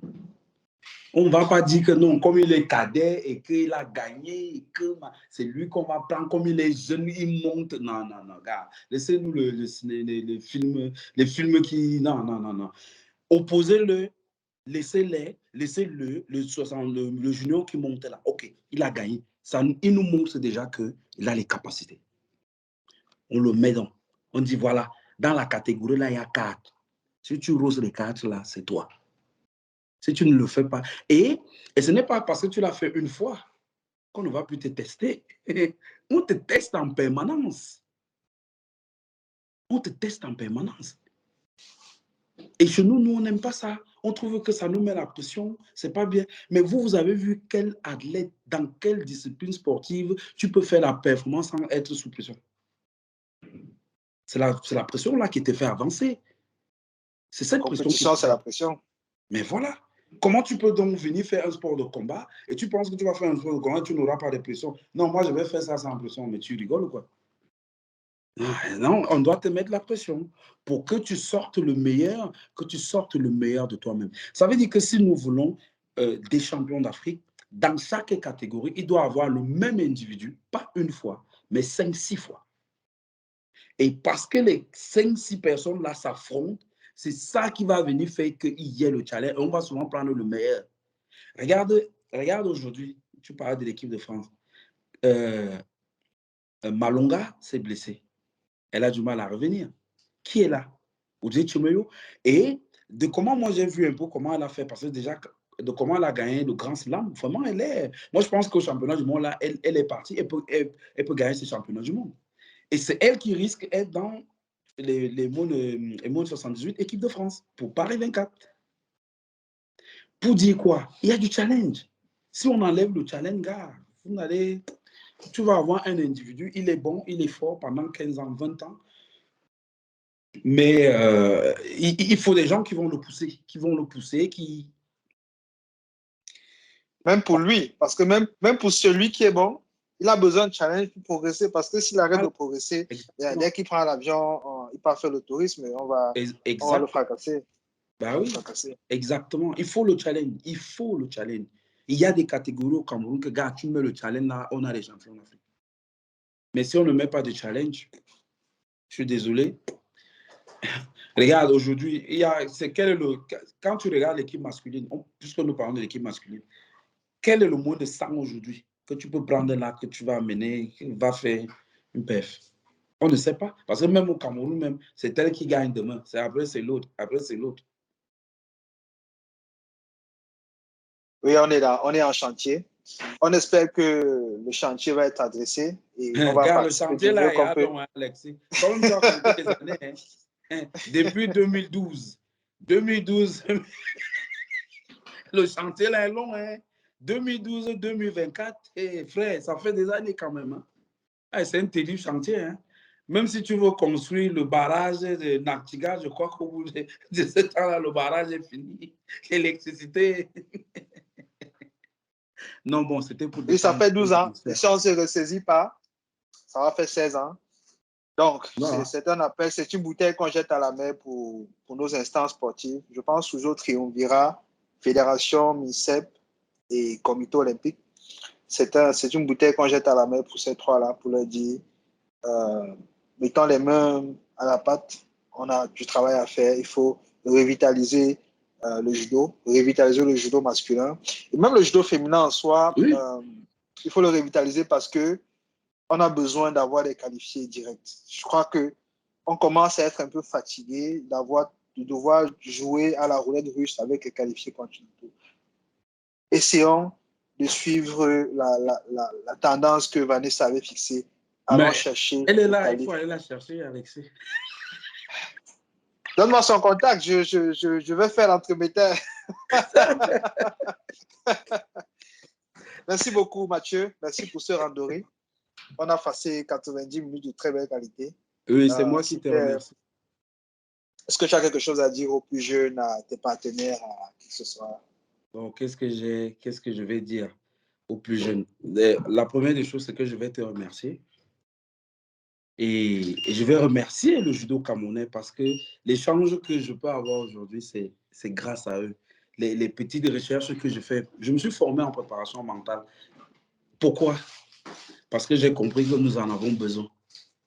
Tu as parlé tout à l'heure, même le suivi que je faisais avec Van, c'était beaucoup plus dans la préparation mentale. J'ai commencé à faire ce travail de préparation mentale de manière j'étais autodidacte. Je ne savais même pas ce que je faisais. Mais je savais seulement que j'ai quelque chose que je peux parler pour booster quelqu'un. J'ai ce truc-là que je peux parler. Mais je me suis rendu compte quand je suis allé faire la formation que, mais attends, non, il y a des choses que je faisais. Non, je disais ça. Ah oui, je faisais ça. Ah, c'était ça en fait. Enfin, c'est un peu ça le but de la formation que tu... Bien. Maintenant, ce que je vais dire aux jeunes Camerounais, c'est que sur le plan de la compétition, nous avons un problème mental. Nous pensons que nous n'avons pas les capacités. Nous doutons énormément. Nous n'aimons pas, nous cherchons tout de suite la facilité. Rien n'est facile. Ce n'est pas parce qu'aujourd'hui, une discipline vous montre que, bon, c'est plus, venez, suivez-moi. Et qu'au judo, vous sentez que ça ne donne pas, tout le monde part. En fait, c'est un peu ça. Nous, on reste judoka, pourquoi? Sinon, nous aussi, on serait partis. Hein. Pourquoi j'ai levé au Cameroun? J'aurais dit, non, moi, je reste judoka. Malgré que c'est dur, je m'accroche. Nous voulons tout gagner, tout de suite, et là. Non, non. On monte un projet à long terme. Et dans ce projet-là, il y aura des hauts et des bas. Il y aura des difficultés et nous devons être capables de faire face à ces difficultés. D'ailleurs, ce sont ces difficultés-là qui vont nous permettre de nous transcender pour qu'on puisse avancer. Si nous n'avons pas ces difficultés-là, il n'y aura pas cette satisfaction-là au bout. Quand tu gagnes, de dire, ah oui, là, non, ça, tu rentres chez toi, tu es fier. Mais si tout est facile, les doigts dans le nez, tu arrives, il y a une compétition, hop, tu prends le WAP, tu balais, tu prends le lava, tu balais, tu prends le lava, tu balais. Mon frère, quand on te donne même, tu gagnes une compétition comme ça, 2, 3, 4, 5, au bout de la 10e, tu crois à dire que la fin, c'est même à... Non, il faut que quand tu arrives à une compétition, on te coupe la sonnette, tu tombes sur la tête. Tu rentres, tu dis, mais je vais te raconter une anecdote. Et c'est un big up que je fais à Sek Karim, l'entraîneur du Sénégal, de l'équipe du Sénégal. Sek Karim, j'ai l'opportunité de le rencontrer comment? Il y a le tournoi international de la ville de Yaoundé. Et il est venu, le Sénégal était venu avec plein de pays africains. Et qu'est-ce qui s'est passé? Après le tournoi, après le TV, il y avait un stage. Il y avait souvent un stage de 6 jours. Donc, mais nous, on n'était pas, à l'époque là, nous, on n'était pas encore à l'équipe. Donc, on profitait, on lui disait, non, venez vous entraîner, on venait. Maman, Alexis, Sek nous a... Sek nous a tapé à ce stage-là. C'est-à-dire que tu recules, il te bat. Tu avances, il te racle. Mais Ben et moi, on est allé s'asseoir. Il me dit que frère, le type là est champion d'Afrique. Il m'a dit, gars, la route est longue. Comment on va faire pour gagner les championnats d'Afrique? Et moi, en rigolant, je lui ai dit que gars, arrêtons la compète. Mais tu sais ce qu'on a fait? Bon, il ne sait pas. Ça, je vais me dire aujourd'hui. On a mis sa photo dans notre chambre. On a collé le poster et c'était la photo de Sek Karim. Chaque jour, on rentrait, on s'assoit, on dit, toi. Sek revient à un autre tournoi. Il rencontre Ben en finale. Ben le gagne. Donc, en fait, c'est là le déclic a commencé. Et moi, je rencontre Sek où? Championnat jeu militaire par équipe. Je rencontre Sek. J'ai gagné le combat. Tu ne peux pas savoir Alexis, comment j'étais content. J'étais content de gagner ce combat. Et pourtant, c'est que lui n'était même plus, il n'était plus dans la phase montante. Il était, bon, il lâchait déjà progressivement la compétition, mais c'était toujours un virulent compétiteur. Alors, j'ai raconté ça pourquoi? Pour dire que on a vu le Nigérian qui a gagné au MMA récemment là. Il a perdu combien de fois devant Pereira? 3 fois. Et les 3 fois, c'est le genre, quand tu perds, tout le monde se moque de toi. C'est une humiliation en fait. Mais est-ce qu'il a lâché? Il a même laissé les combats. Il a même dit que je laisse la boxe. Il est venu au MMA. Pereira l'a suivi, mais il n'a pas lâché. La leçon que je voudrais donner, c'est que ne lâchons pas. C'est difficile, certes. Accrochons-nous. Nous devons atteindre des objectifs. Un des rêves que nous, on continue à avoir, quand je dis nous, c'est l'ensemble des personnes que Maître Etoga a eu à former. Maître Etoga n'a pas formé que, comme beaucoup de gens le pensent souvent, que nous, il n'a formé que ses élèves. Non. Ou bien, nous, ses enfants biologiques, il n'y a que nous qui sommes ses héritiers. Non, non, non. Nous ne sommes pas les seuls héritiers. Maître Etoga a formé énormément de personnes. Et dans cette formation, il y avait toujours cette vision olympique. Et ce rêve-là, il est toujours là. Nous voulons cette médaille olympique. Avec Vanessa, on est passé à très peu. Est-ce que nous avons encore des personnes? Oui, nous avons des personnes. Nous devons les trouver. Et ce rêve olympique, peut-être qu'un jour, nous allons l'atteindre. Peut-être que ce n'est pas nous. Peut-être que ce sont nos enfants. Mais cette graine-là, elle est plantée là.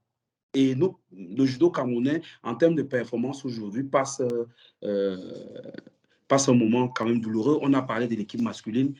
Quand vous faites déjà 16 ans et que vous ne vous qualifiez pas aux Jeux Olympiques, il y a un problème. Il y a un problème. Le dernier qui a gagné chez les garçons le championnat d'Afrique, c'est en 2004. C'est Bernard Etoga en 2004. Franck a gagné les Jeux africains. D'accord? Donc, tu imagines, depuis 2004, frère, on a pu faire un champion d'Afrique. L'Angola qui est sorti derrière nous, là, après, là, 2 déjà. Donc, non, mais ne lâchons pas. Toi, de ton côté, toi avec ton expertise, toi qui, voilà, cette vision d'analyse, gars, c'est ensemble, c'est nous tous ensemble. Hein. Moi, je t'ai toujours dit, gars, je suis ouvert pour ce type d'échange. Les histoires, j'évite un peu trop les histoires de personnes, mais ce genre d'échange, si on peut faire pour que la jeunesse camerounaise avance, on ne le fait pas pourquoi? Si, qu'on le fasse, qu'on partage nos expériences qui vont permettre d'avancer les choses. Donc aujourd'hui, pour résumer, c'est pour dire que c'est difficile, même quand c'est difficile, on s'accroche jusqu'à ce qu'on atteigne notre objectif olympique. Bon, voilà. J'espère que j'ai enrichi certaines personnes. Moi-même, je me suis enrichi à travers notre échange et je continue à m'enrichir. Voilà ce que je voulais dire. C'était le mot de la fin pour ce randonnée avec Alexis. Merci beaucoup à nos chers auditeurs qui nous écoutent, qui partagent, qui like. N'hésitez pas à vous abonner à la chaîne. Un grand merci à Mathieu. Un grand merci à tous ceux qui t'ont nourri jusqu'à présent. Et je te souhaite beaucoup de courage et beaucoup de chance pour tes projets futurs et actuels. C'était Randoriak avec Alexis. Bonne journée. Bye bye.